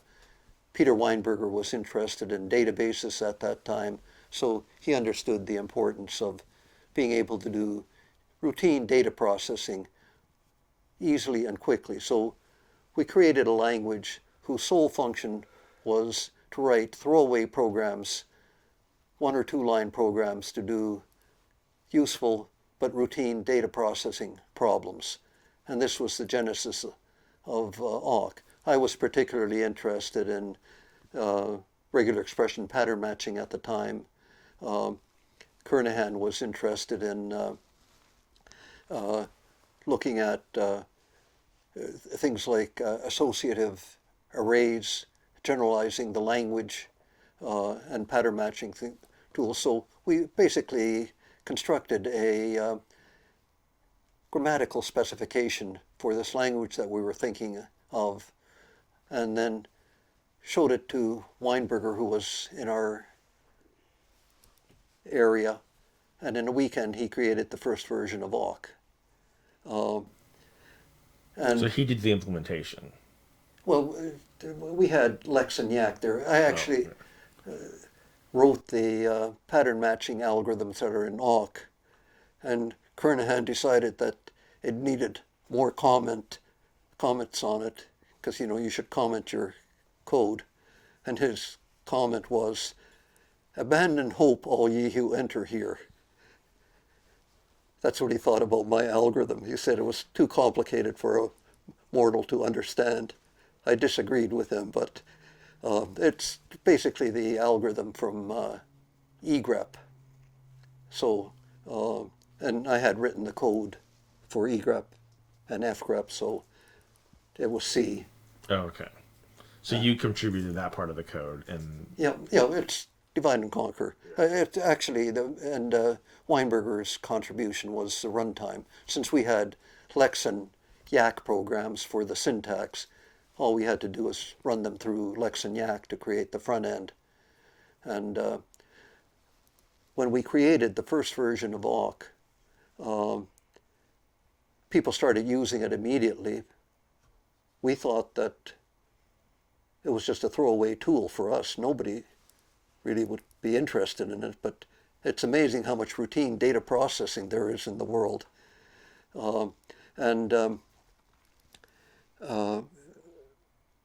In language design, what's perhaps just as important is what you leave out of the language as what you choose to include in the language. So when we created the first version of awk, we spent a lot of time debating what features awk should have. And the reason the language got to be known as awk was they'd see the three of us in one office or another, and as our colleagues, when walking past the open door, they'd say awk, awk, awk, as they were going down the corridor. So we had no choice but to call it awk because of the good-natured ribbing we got from our colleagues. And then at some Unix conference, they passed out T-shirts that had awk and the error message saying bailing out on or near line 5. So that enshrined awk as a tool on Unix, and it's part of the POSIX specification of Unix. So whenever you have a Unix program or a Linux program these days, you get awk with it. So it's one of the most widely used tools on Unix. And I still write awk programs to do my routine data processing. I just recently was talking to somebody about the Russian peasant's multiplication algorithm, and I wrote and sent them the 5-line program to do this in awk. So I could have used Python, but awk is in my fingertips, so why not? So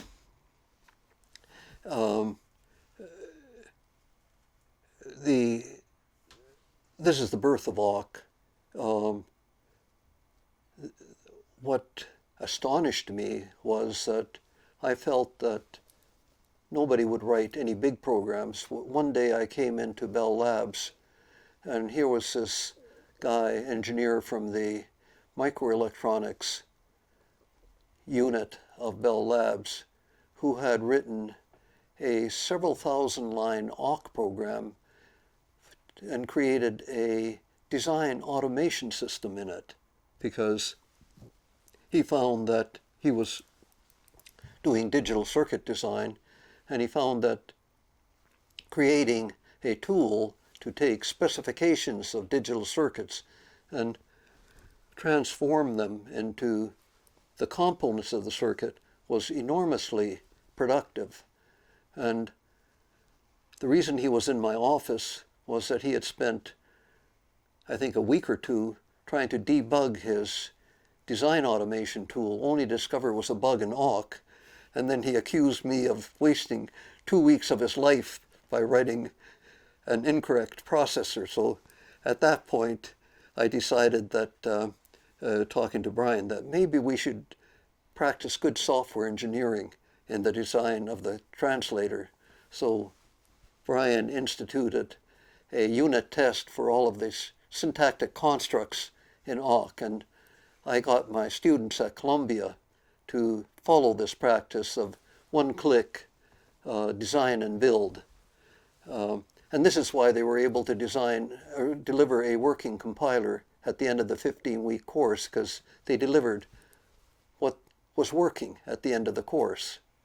And of course, they had to write a language specification patterned after the Appendix A of Kernahan and Ritchie's C language book for their language. So they had to deliver what was in the language specification.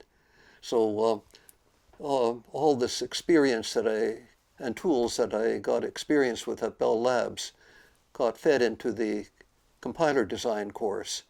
And I could mention a couple of the languages that were designed in the course, because I found that the most interesting part of my career at Columbia is teaching and working with the Columbia students. In this course, I had a student who had come to Columbia for her Ph.D., and she was interested in quantum computing. So in the first year, she took this course, and she and the little group of colleagues she had designed a little language for learning about quantum computing.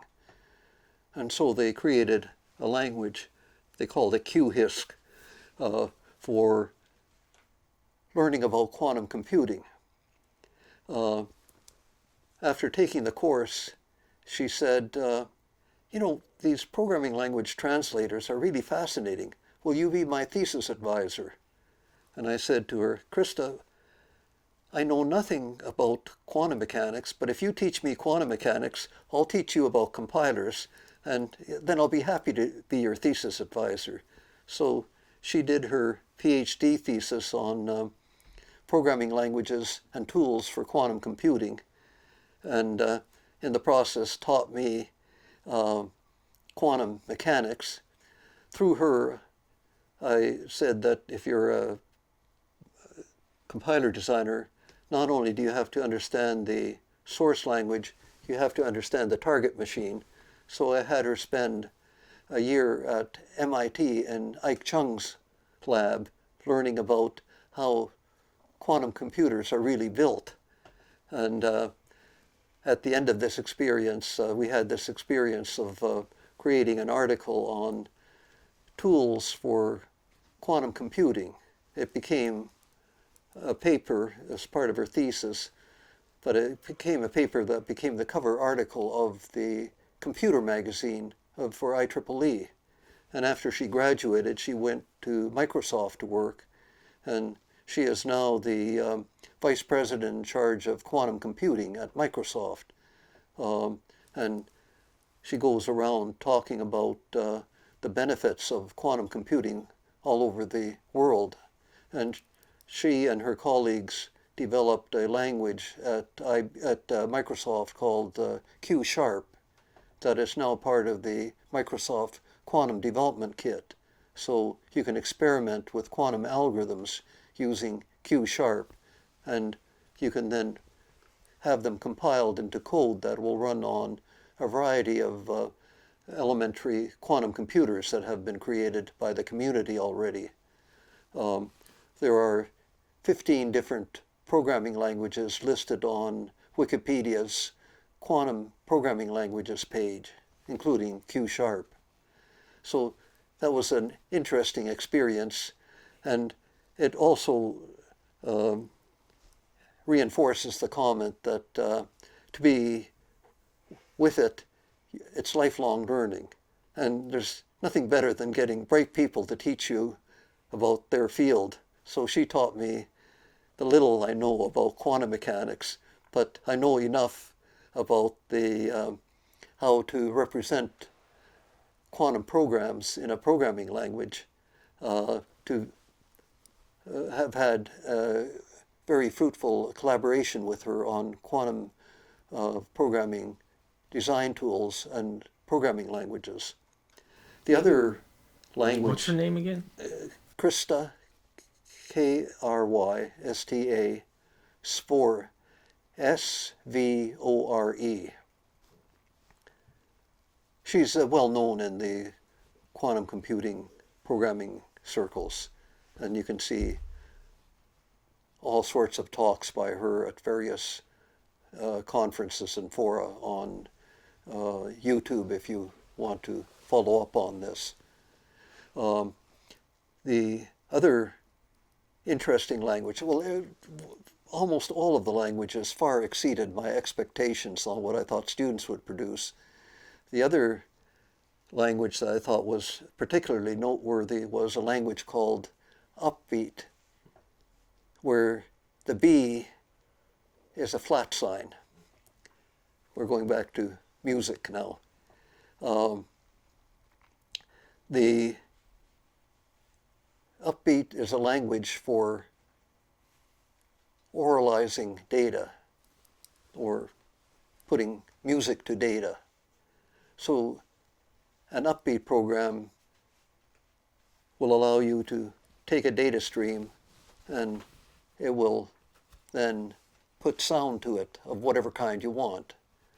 So this team that illustrated in my course, students had to give a demo of their programming language at the end of the course. So for their demo, they took the New York Stock Exchange ticker tape feed and set it to music. So when the market was going up, the music was lively and bouncy. When the market was going down, it was gloomy and somber. The language guru on this team was a person by the name of Adrian Weller. He had been a stockbroker when he graduated from college, and so he had an experience of what stockbrokers do, and he said that stockbrokers would much rather listen to music to see what direction the market is going in rather than staring at the ticker tape all day. So I thought this was a very useful and unusual language, and Adrian is now a professor at Cambridge University, and he just got the MBE award from Queen Elizabeth for his work. So being associated with talented students is also good for one's career, but also a very satisfying and gratifying experience. So I recommend that to people going into academia. Go to a place where you get exceptional students if you can. And you can try to make the students even more exceptional in their areas with what you teach them. There was a third language that might be interesting. It was called What to Wear. With this language, you take the clothes that you have in your closet, put them in a database. You write a program that describes your fashion style. What kind of fashion image do you want to exude? And you specify where or what conference you're going to. And then what it does is it will make recommendations of what you should wear when you travel to that conference. there were 2 women on this team, because I can't imagine a team of 5 guys creating a language like this. But it's a great language if you're in the retail business, because then you can make fashion recommendations out of your fashion offerings to prospective customers. So programming languages are being used for many more purposes other than just computing numbers these days. And I'm sure you're well aware of that. Yeah, I mean, this raises, I've been wanting to ask this question before. Given how many programming languages we have today already, why is it necessary or interesting to create new ones? Have you heard of the Tower of Babel in the Bible? Mm-hmm. It's human nature, and it's been with us since humanity began. People like to be individualized, what they say, what they think, and how they communicate it. I have been, a long time ago, I wrote a paper for a science magazine entitled Software and the Future of Programming Languages. And for the introduction of this paper, I tried to estimate, are there more programming languages than natural languages in the world? So you may have heard of a database called Ethnologue. It catalogs all of the extant natural languages in the world. And I think there are about 7,000 or so spoken natural languages still in existence today. I once saw a website at a university in Australia that had pointers to about 7,000 programming languages. So maybe number of programming languages and number of natural languages are roughly equal. But I think there are several hundred more commonly used programming languages. Remember in my course, every semester there'd be more than 100 students in the class, assuming they're in teams of 5. So 25 new programming languages got created. And after 25 years, you'd have hundreds of new programming languages. So most of the languages were just created for the course, but some of them led to more interesting languages, like Q#.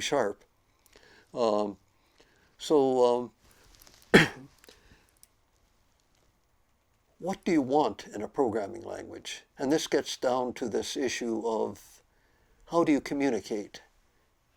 What's the purpose of a programming language? It's to communicate an algorithm to a computer.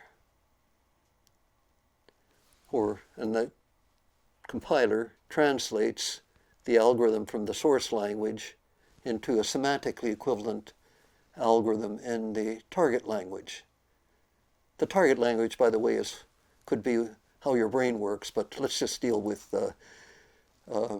silicon computers. And people get passionate about their programming language. If you want to create World War III amongst a group of programmers, just ask them, what's the world's best programming language? That's almost akin to asking, what's the world's best natural language? One that you probably speak, and you can't think of a better language than what you speak. Of course, a lot of abstractions have gone into the creation of programming languages, and now we've entered the world of distributed computing, not just computing a function. We deal with distributed software systems that maintain an ongoing interaction with their environment. Things like the internet, things like an operating system, things like the human brain. So, if you want to describe an ongoing interaction with a distributed system, what kind of formalism should you use to describe this ongoing interaction? What branch of mathematics is well suited for doing this? Or it doesn't have to be mathematics, but you like to have a precise specification, because if you're dealing with the internet, you need precise specifications of the protocols that are used in the internet in order to achieve interoperability and global information infrastructure that operates seamlessly. So many people have strong feelings about what a protocol should be and how it should be designed. Many people have strong feeling of how arithmetic should be specified and how much mathematics should you put into your programming language. What type system should you use? Should every programming language know about complex numbers? How about quaternions? It's so much fun designing a programming language. It's awfully hard to design one that is elegant, simple, and gets widely adopted. But one of the things I noted with C is that C has been one of the most popular programming languages in the world since its inception. And I attribute that to the good taste of Dennis Ritchie. Good taste, I don't know, can that be taught?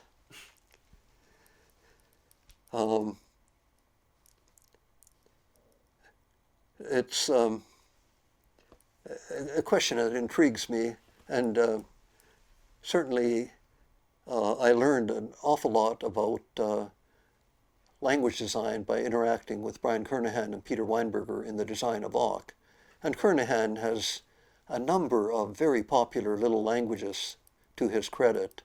I mentioned EQN for specifying mathematics. He has created a language for mathematical programming called AMPLE. He created a number of languages for, he created a language called RAT4, Rational Fortran.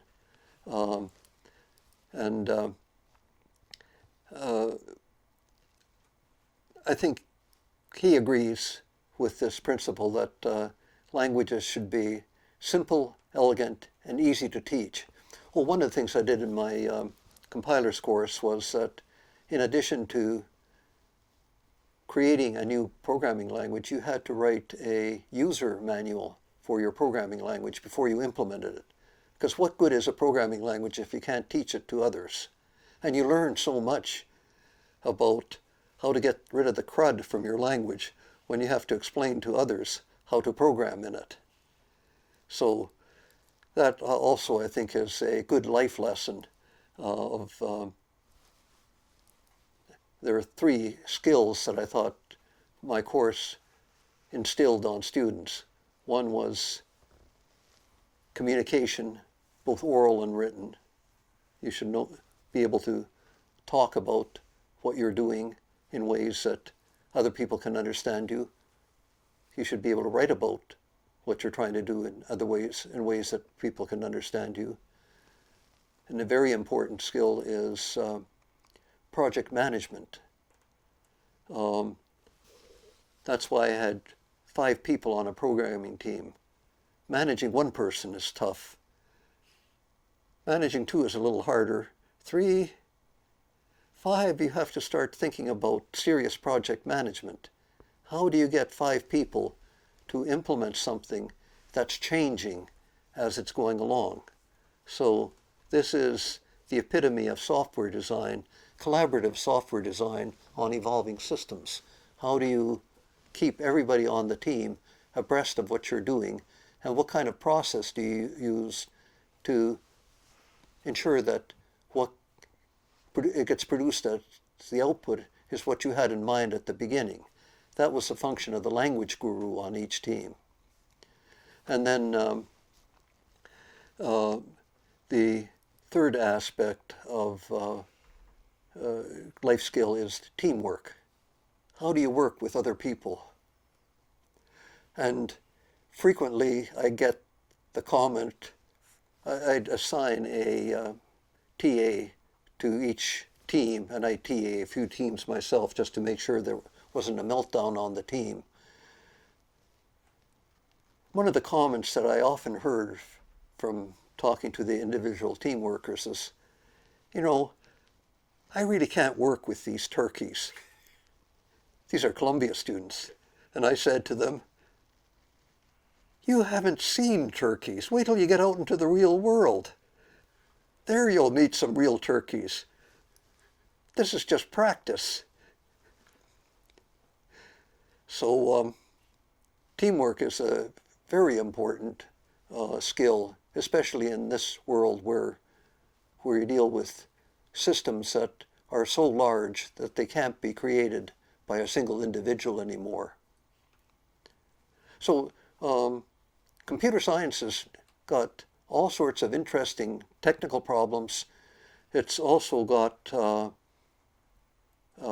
interesting people problems, and it's got interesting philosophical problems of are human beings just computers? The Turing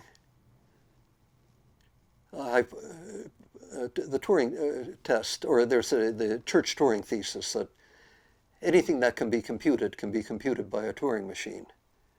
And if we're just biological computers, can we be simulated by a Turing machine? Can emotion be simulated by a Turing machine? This gets down to the monsters from the id. Can that be simulated by a Turing machine? And are computers the salvation of humanity or the destruction of humanity? A lot of science fiction movies have played on this theme. So I think we need good leadership through this phase of human development for humanity to survive. Yeah. Could you talk a little bit more about being, part of that Unix group, in the early days and the culture of the group? Oh, it was nirvana. Here you're given a job where you could do whatever you thought was important. You could work with the brightest people in the field. They take an interest in what you're doing. When I created grep and fgrep, people use the tools immediately. And there's nothing more satisfying than somebody paying attention to what you're doing. Even the president of Bell Labs said algorithms are important. Has your president of your company said, go teach it to everyone else? I thought that was a very heady experience. What was also interesting about the Unix group was that there was an expectation of you learning from others. The original Unix operating system was very open, which, if kept the way it was, would not be suitable in this world environment. But I learned so much by being able to read other people's code and being able to use other people's programs.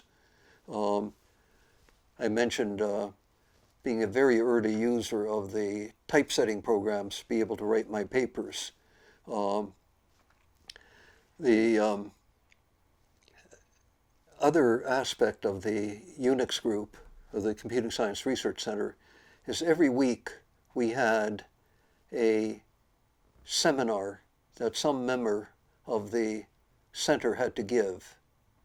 And it was the most terrifying event of working at Bell Labs, because once a year you had to get up in front of your peers and explain to them what you're doing.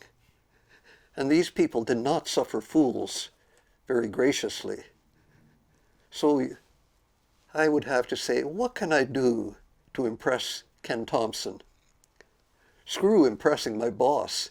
Impressing my peers was much more important to me because I wanted to be considered one of the guys. And to get into the Unix room, Ken Thompson had his desk right at the entrance. And I know people who felt intimidated that they'd have to pass by Ken Thompson to walk into the Unix room. But finally, I got used to it, and they more or less accepted me in the Unix room. There was a certain culture, but the culture was one of excellence, one of caring for what people did, and it was one of conviviality. In the very early days, have you ever seen a punch card? Mm-hmm. Have you ever created a punch card on a key punch machine? Yes, at the museum. So in the early days, that was the way we created input to the very first computers we had. And we had these key punch machines in the computer room. And with the key punch machines, depending on what kind of pattern you put into the punches you put on the punch cards, you could develop a certain resonance of the key punch machine, so you could get them to start walking across the room. So we had contests to see who could make our key punch machine walk the fastest across the room. This was not necessarily viewed very favorably with management, but on the other hand, it shows what some of the things very bright people, creative people do when they get tired of doing what they're supposed to be doing. I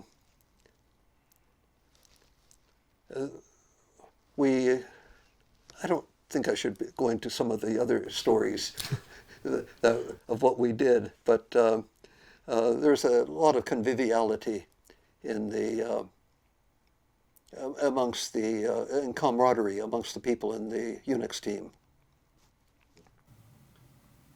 Do you, earlier you mentioned some other collaborations with some of the other team members.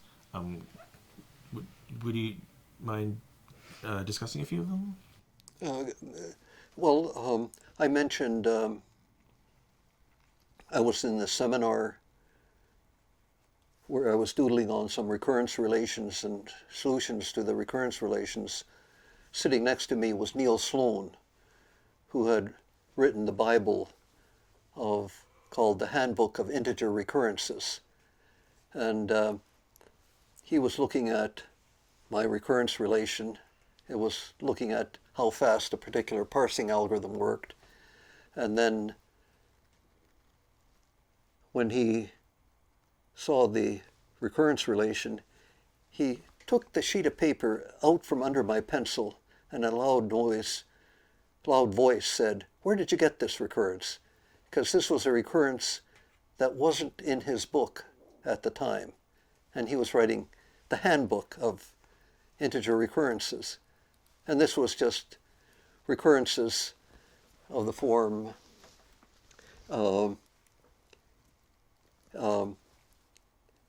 x to the n is equal to f of x to the n minus 1 plus some function of the previous elements of the recurrence. And so amongst this recurrence, a class of recurrences, you could count the number of binary trees of height n. And that sort of comes up in parsing theory. What we did was we generalized it to a very general class of recurrences and showed that all the solutions to this generalized class of recurrences were doubly exponential. So if you want to count the number of Boolean functions on n variables, there are 2 to the n Boolean functions on n variables, so they're doubly exponential.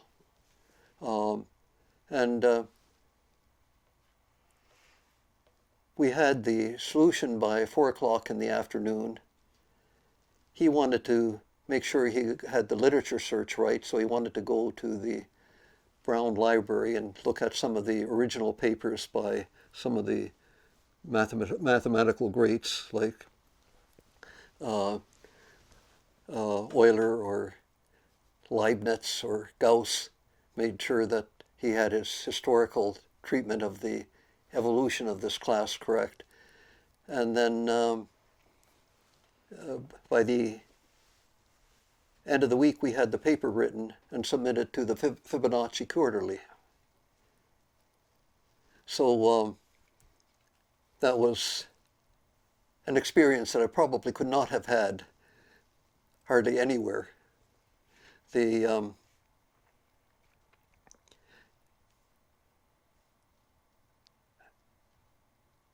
other experience of this nature was working on database systems. There was a lot of interest in database systems in the 70s. You may have heard of relational databases, languages like SQL. So it was Jeff Ullman who was really spearheading this effort into database systems and database queries. So we did some work with some students that were at Princeton at the time, like Catriel Berry, and wrote some fundamental papers on the complexity of database queries and how to optimize database queries. And I got to meet some of the people like Ted Codd, who founded relational database theory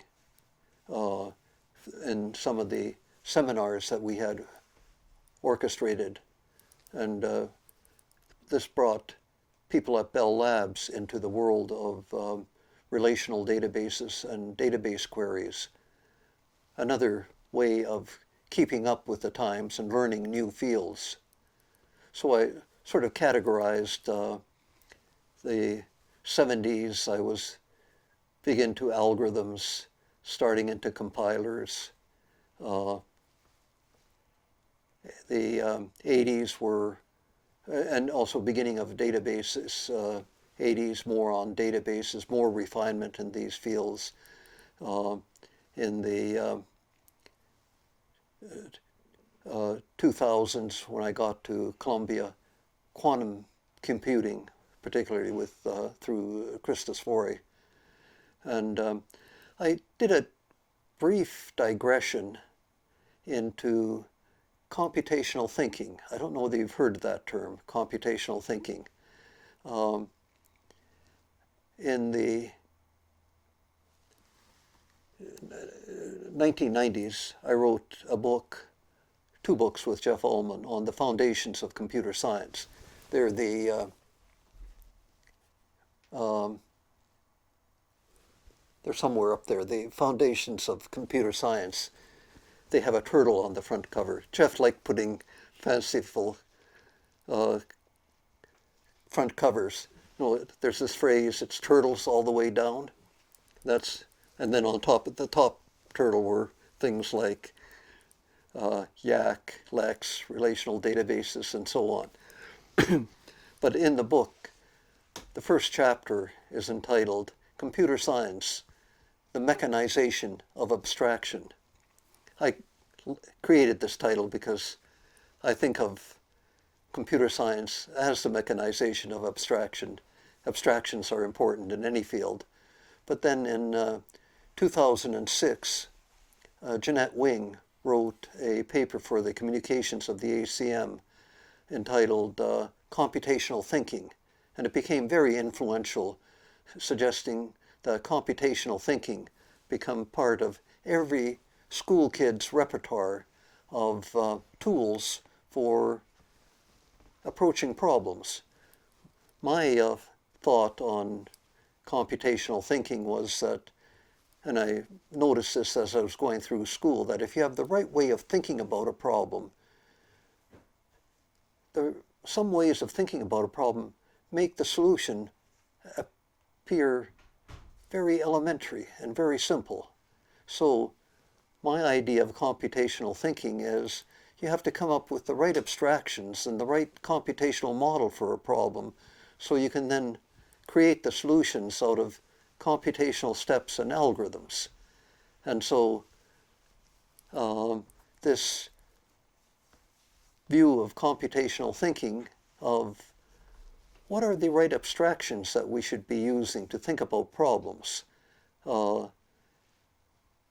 is, first of all, thinking of the right problem is more than half the battle, but coming up with the right abstraction is then a very important part of going to a solution. And if we look at Unix, Ken Thompson had these abstractions that everything should be a file, and the file should be the unit of interoperability amongst the programs.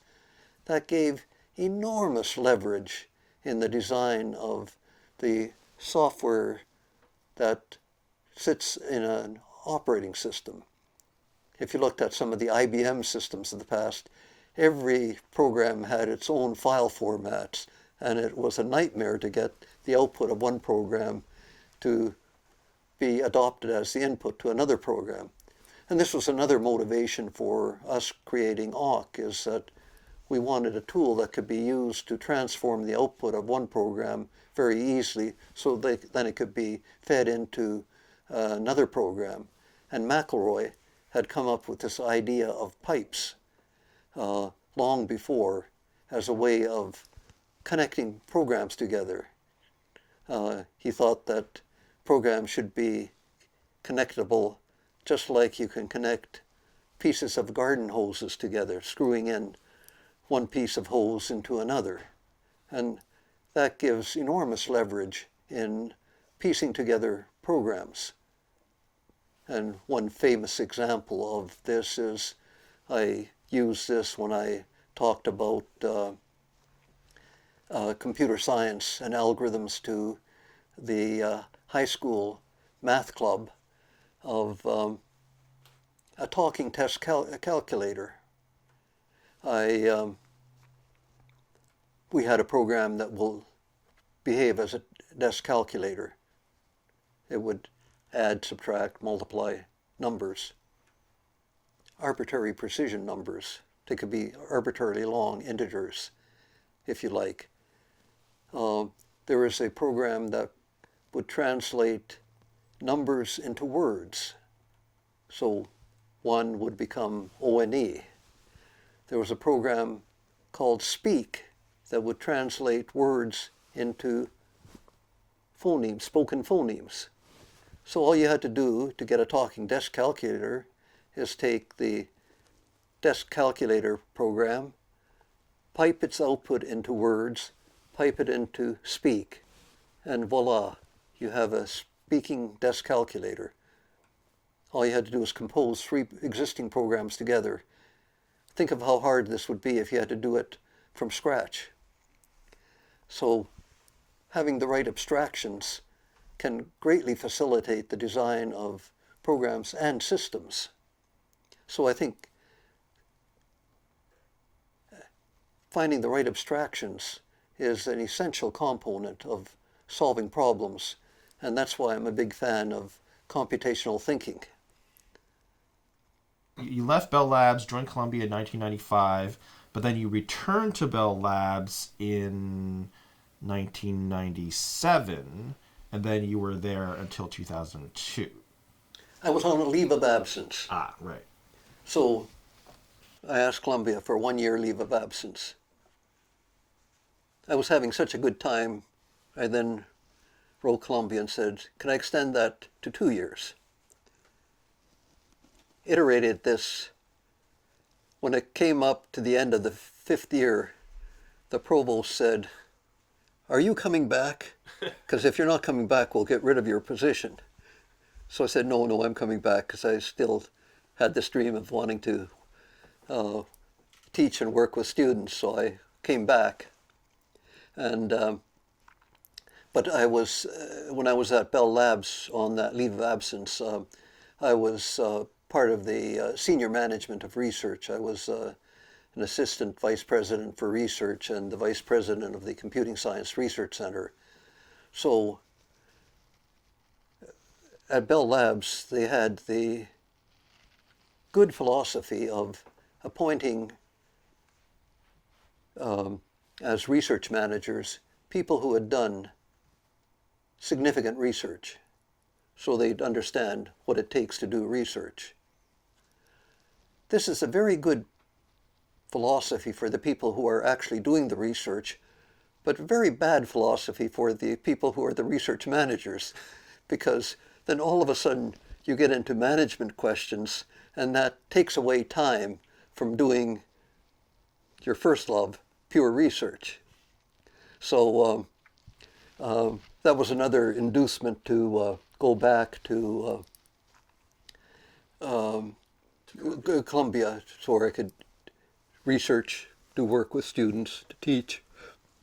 One of the experiences that I had, particularly when I had a stint at Bellcore between Bell Labs and Columbia, because I wanted to learn how software was done in practice, and a good friend of mine was the vice president in charge of software development at Bellcore. So I thought if I worked at Bell Labs research and watched how he managed software development, that would allow me to be able to teach software engineering at Columbia. I have a strong feeling that people who teach should know what they're talking about. That's not often true, unfortunately, but it was a good experience, and it also facilitated why the students in my programming languages and compilers course could finish building their compiler in 15 weeks. When the students graduated from Columbia and the interviewers talked about what courses they had taken, they heard about the programming languages and compilers course, the interviewers often said, "Gee, I wish our software developers would do software that well," because there is a history of software being buggy and not delivered on time. And I did not want to teach such bad habits. But I learned a lot of things about the industry through being in senior management, and also I was on a number of external committees for the government, for NSF, for the national academies. I had been invited to chair an evaluation committee for computer science research and teaching in Finland, which was an interesting experience in international relations. Could you talk quickly about your decision to leave Bell in the first place and go to Columbia? Oh, I think everybody should have a life plan. And my life plan was do research at Bell Labs and then go teach and work with students for the last third of my career. So that's part of my life plan. Yeah. You could have gone anywhere, though. How did you end up at Columbia? Do you want me to be honest? There was a previous chair, Joe Traub. He had set up computer science at Carnegie Mellon University and done a very good job of it. Columbia hired him to set up the computer science department at Columbia, and he recognized the importance of getting good people. He had also worked at Bell Labs at one time, and he knew me. So he got me to serve on his search committee for the next chair of the computer science department. And so we went through candidate after candidate after candidate, and he kept saying, "Oh, Al, you're so much better than these candidates." And after saying this often enough, he persuaded me to enter Columbia as chair of the computer science department, which is a suboptimal way to enter academia. But I said, let me do my public service. I was managing an organization of about 200 people at Belcour. How hard could it be manage 25 people at academia? And the answer is much harder. But I'm very happy to say that computer science has done quite well at Columbia. It's gone way up in the rankings from when I started it, and it's got some of the most exceptional people in the field at this point. So I used what I learned at Bell Labs is that if you want to be the best research organization in the world, you better hire the best researchers in the world. So my philosophy was always to go after the best students that were graduating. And hiring the very best is a challenge. You have to nurture the candidates long before they graduate because they're spoken for well before they graduate.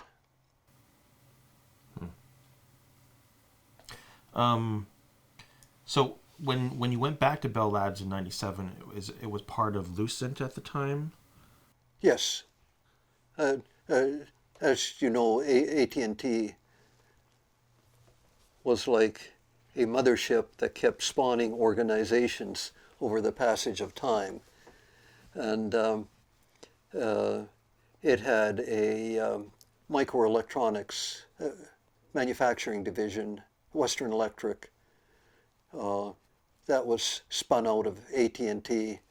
And there was a divestiture in, I think it was '84, where AT&T kept the long distance business. It spun out the local business through the regional bell operating companies, and it spun out the manufacturing arm. And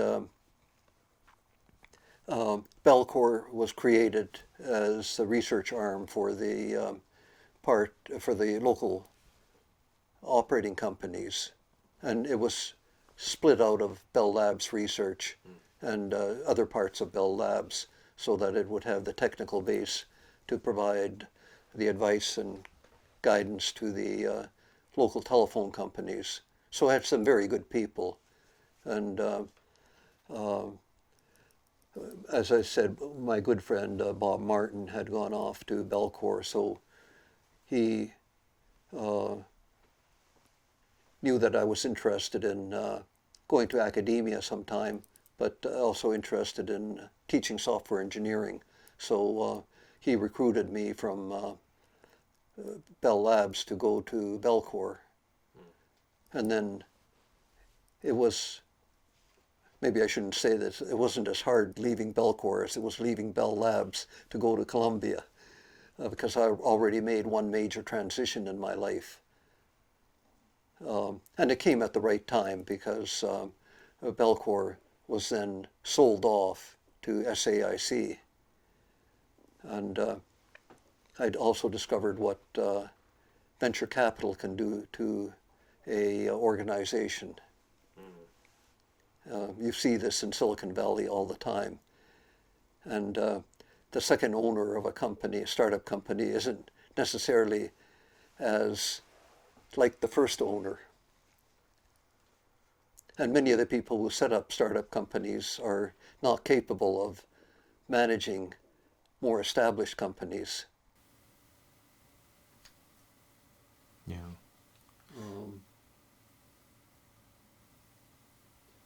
You can provide your own examples of this. Yeah.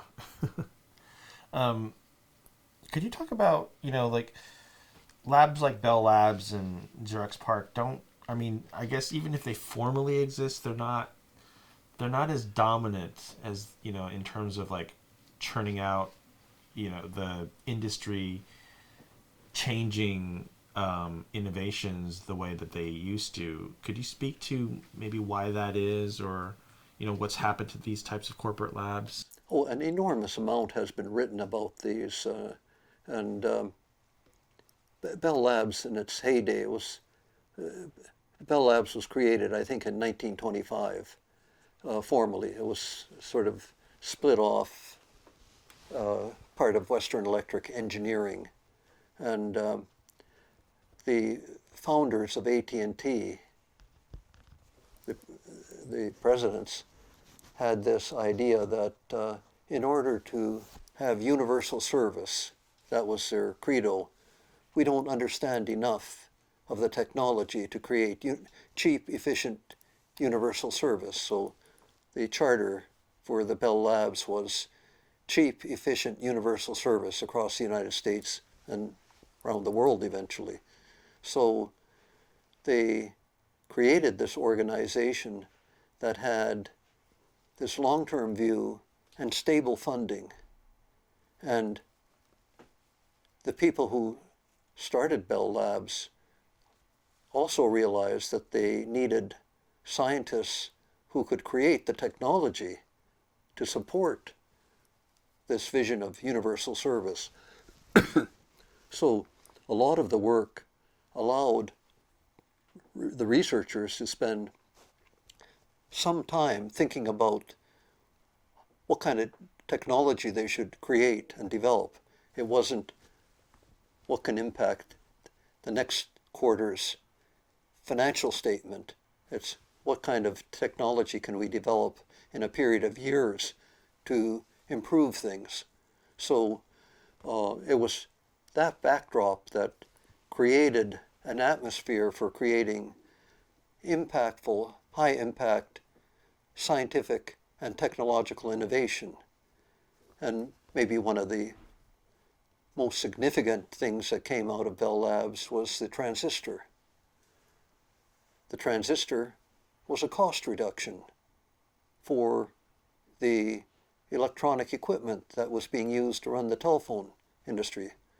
But on the other hand, it created the global information infrastructure, or facilitated the creation of the global information infrastructure. Unix revolutionized operating systems. It was a follow-on to the Multics project, the purpose of which was to help develop the operation support systems for the telephone industry. Well, it turned out that Unix did a lot more. And you don't know this with fundamental inventions, that they can be used for many more purposes than what they originally people thought that they were for, or the funding was for. Did ARPA know that ARPANET would become the internet? They say yes now, but having worked with some of the predecessors of the internet, like NSFNet, nobody realized the wealth of information and technology that's present on the internet today, and how it's changing the world and has changed the world. And essays are being written on whether it's for good or for ill. So good people, long-term vision, stable funding.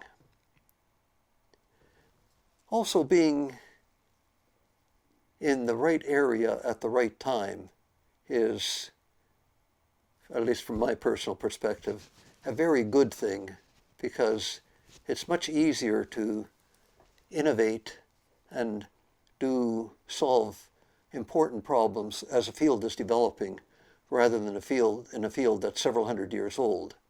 If we take number theory in mathematics, you probably have to spend several years of hard studying to get to the research frontiers in order to make a contribution.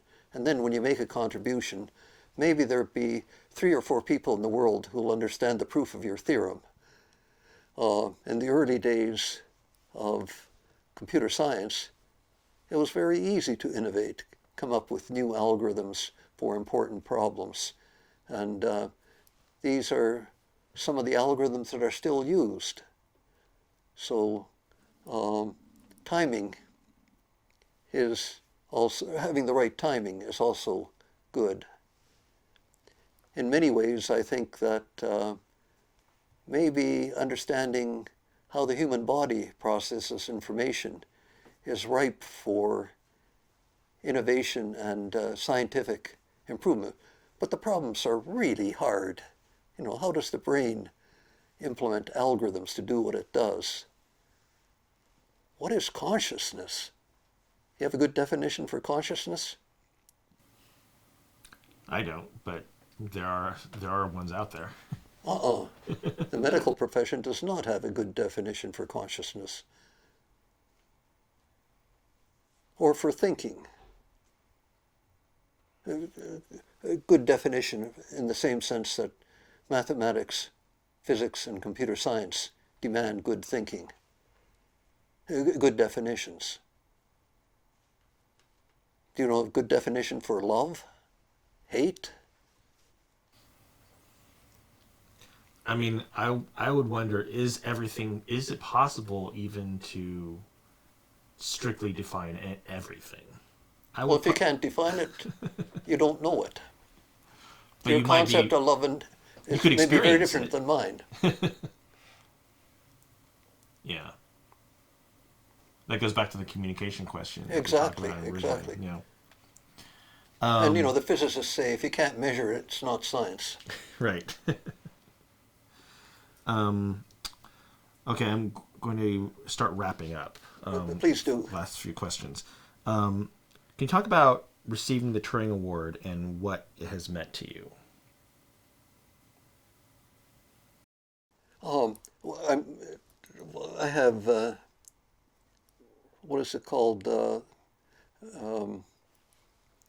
I don't deserve it. So why I got it is still a mystery to me, because I don't think I've done anything that is really that important.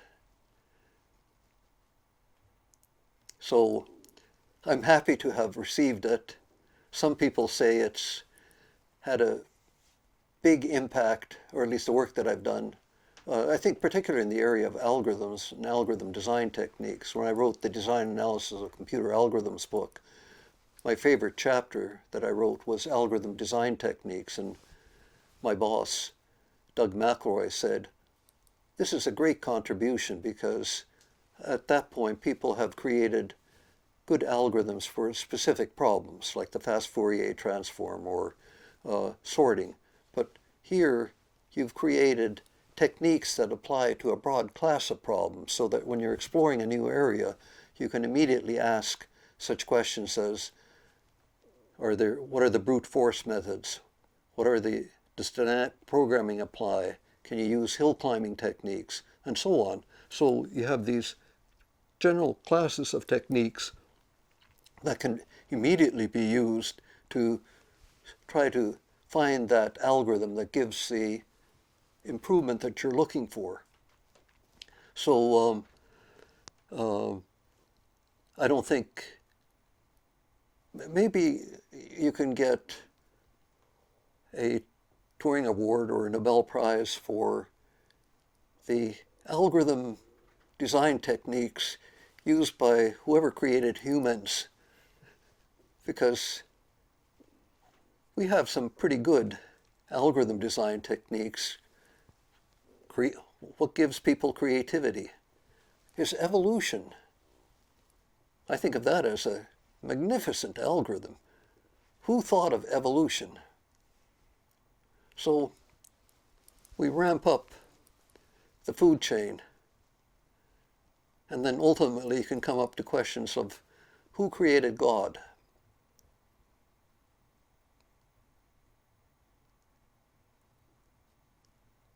I don't have an answer to this, but there are some truly mysterious open problems confronting humankind, philosophical problems. And I think the philosophers have recognized this many, millennia ago, because the questions that they look at are what is reality?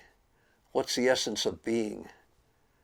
And will we ever have precise definitions for these? Certainly not in my lifetime, maybe not even in yours. But you could certainly make some award-winning contributions by coming up with measurable definitions or measurable metrics for some of these big-ticket questions. Thank you. And last question. What advice would you give to a young person starting out in your field today? An excellent question. And my advice is you can never learn too much mathematics. Mathematics is going to be important.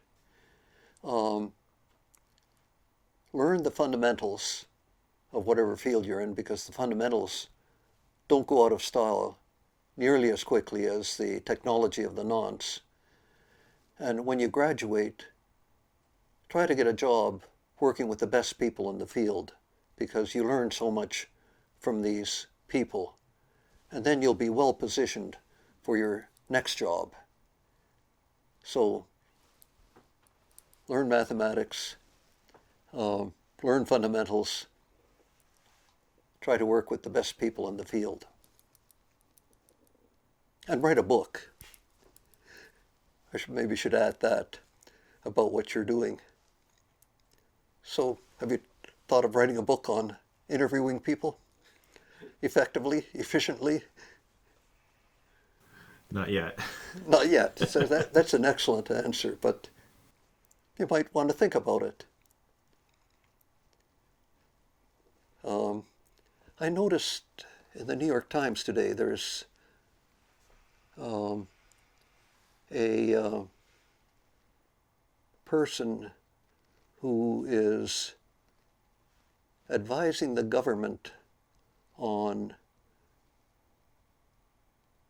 cybersecurity, who's a journalist.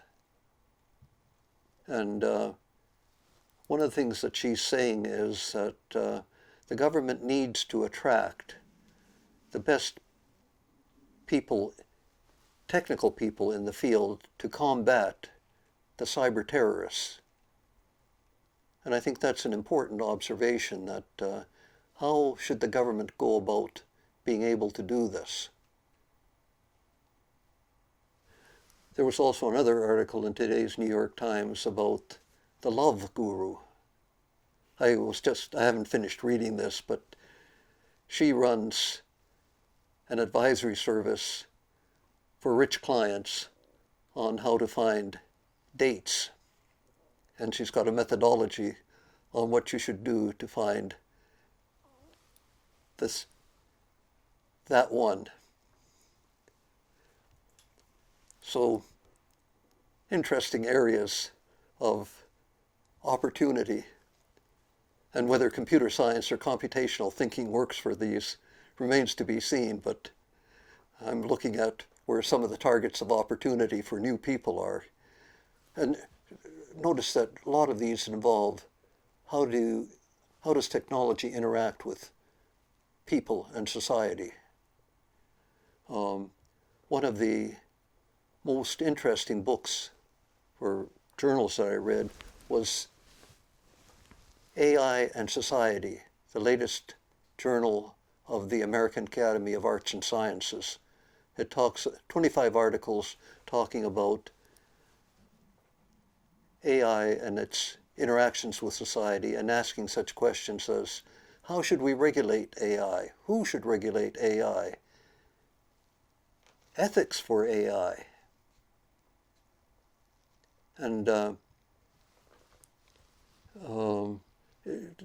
I'm astonished at what these large language modules like GPT-3 are now capable of. I don't know whether you've read any of the stories that it generates. The last article in this journal was giving GPT-3 the questions on the Oxford final exam and looking at the essays it wrote as answers. Is the Turing test a good test for artificial intelligence? I was amazed at the erudition of the answer and the reasonableness of the answer, or comparing two philosophies of philosophy. And did you see that somebody at Google has been put on administrative leave for saying that their latest large language system exhibits sentience? Yeah, I saw that. So, do you think we'll ever see sentience in AI? You've interviewed a lot of interesting people. Ever? I mean, forever, that's a long time. Forever, in my lifetime, I don't know. Yeah. Yeah. So, but this is what the current technology, these are some of the questions that the current technology engenders, and maybe with more pungency than before. So, and a question I once asked yesterday, since I interact with a bunch of lawyers in a discussion group: should the law sanction marriage between a human being and an AI? It's Pride Month, so let's just extend it a little. What do you think? Well, that depends on if an AI is considered equivalent to a human in certain ethical terms, or... The law has nothing to do with ethics. It's whatever the politicians decide it should be. That's true.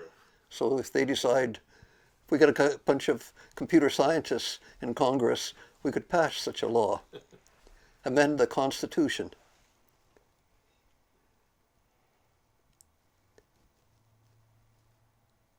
And